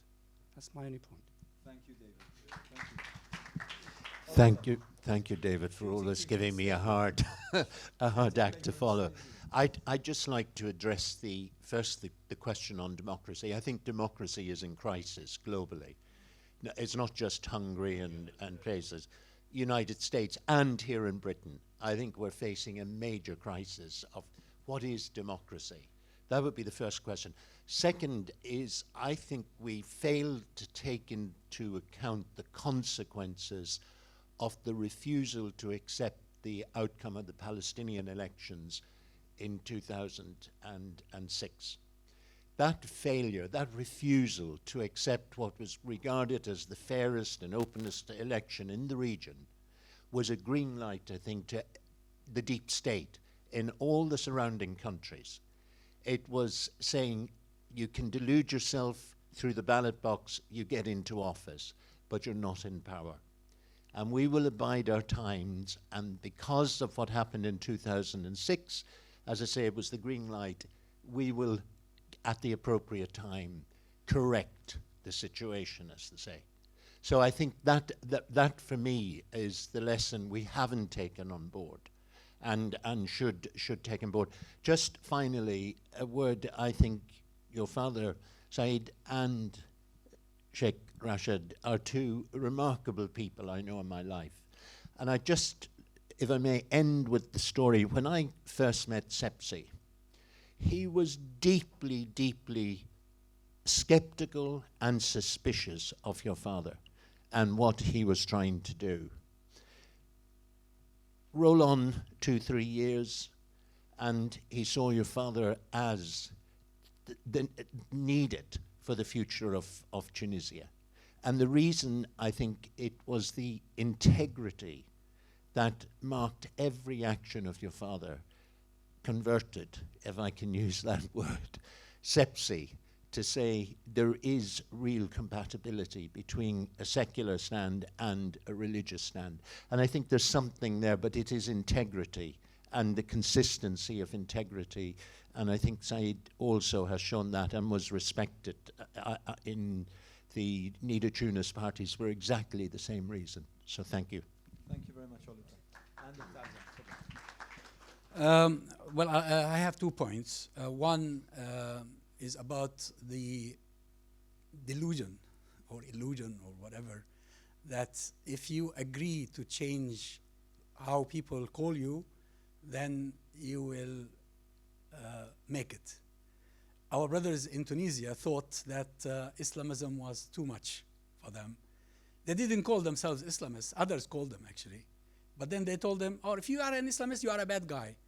So they said, okay, we are not Islamists, we are Muslim Democrats. And everybody then cheered. And it didn't save them. It didn't save. It doesn't matter. What matters is what you stand for. Because they stood for democracy and freedom, they were not aided. They were not helped. They were not supported. This is the issue. The issue is the idea. So they called us, initially they called us in the early 90s, that we used to be called fundamentalists. Then when Hamas was elected in Palestine, they called us terrorists. And then they called us Islamists. And this, let them go to hell. Don't worry about what they call you. What matters is what you stand for. Now, about the point that Salem raised. And I challenge anybody in this world to prove that the Muslim Brotherhood is a terrorist organization or is a bad organization. The government of this country invited us to a meeting to help them prepare for the iftar to which Dr. Muhammad Mursi was invited in 10 Downing Street. They were going to receive Muhammad Mursi in 10 Downing Street. Was he a bad guy then, or was he a good guy then? So don't be fooled by these guys, what they call us or what they don't call us. I don't give a damn. Let them call me whatever they want. I stand for the freedom of my people. Now, many young people, young men and young women, thought that these revolutions were going to deliver us. We were going to be mighty again. Our ummah is coming back. And then when the coup in Egypt happened, there was this massive, profound frustration and sense of desperation. It wasn't democracy that failed. It wasn't the Muslim movement that failed. It wasn't the Muslim Brotherhood that failed. It wasn't Morsi that made the mistake. We were being assassinated. Don't allow them to hit on the victim. We are the victims. And we need to tell this to our brothers. And I just finished with one thing. I was profoundly dismayed in 2013, 2014, after the coup in Egypt, when I started hearing some people advise our Muslim Brotherhood members who fled Egypt. They said to them, if you make an interview, if you appear on television, or if you speak to a journalist, always begin by saying, yes, I admit we made a mistake. What mistake? There were no mistakes that justified what happened. No mistakes. And we need to tell our young people, go back to Surah Al-Buruj, study Surah Al-Buruj, and see what happened to the people there. They were all burned alive. Was that a failure? No, it wasn't. It was standing up to the idea. What matters is the idea. If we die for the idea, we are martyrs. We don't lose. We win. So don't ever be fooled by people who are telling you Morsi failed, or the Ikhwan failed, or Al-Nahda failed. No, we did not fail. We are continuing the struggle, and inshallah we will succeed. Thank you. Thank you very much. With that, it leaves me only to thank all of you for being here. And also to our speakers. And let's not forget that we had Professor John Esposito online. He was ready to take part in this event. My gratitude to everyone here. Thank you. Your contribution was fantastic. And the recording of this is going to be on our website and on our YouTube page. So do look it up and do share it. I'd like to thank all our volunteers today, the security, the catering, everyone here, and particularly, my two colleagues, right and left hands, Abdullah Faliq, Dr. Abdullah Faliq, who's the Managing Director of the Cordoba Foundation, and Mu'adh Ghannouchi from Save Tunisian Democracy.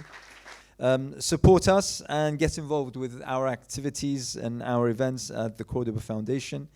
And for media and contact inquiries, please do get in touch with Dr. Abdullah Faliq there at the back of the hall. And thank you so much. Alhamdulillahi Rabbil Alameen. Wassalamu alaikum wa rahmatullahi wa barakatuh.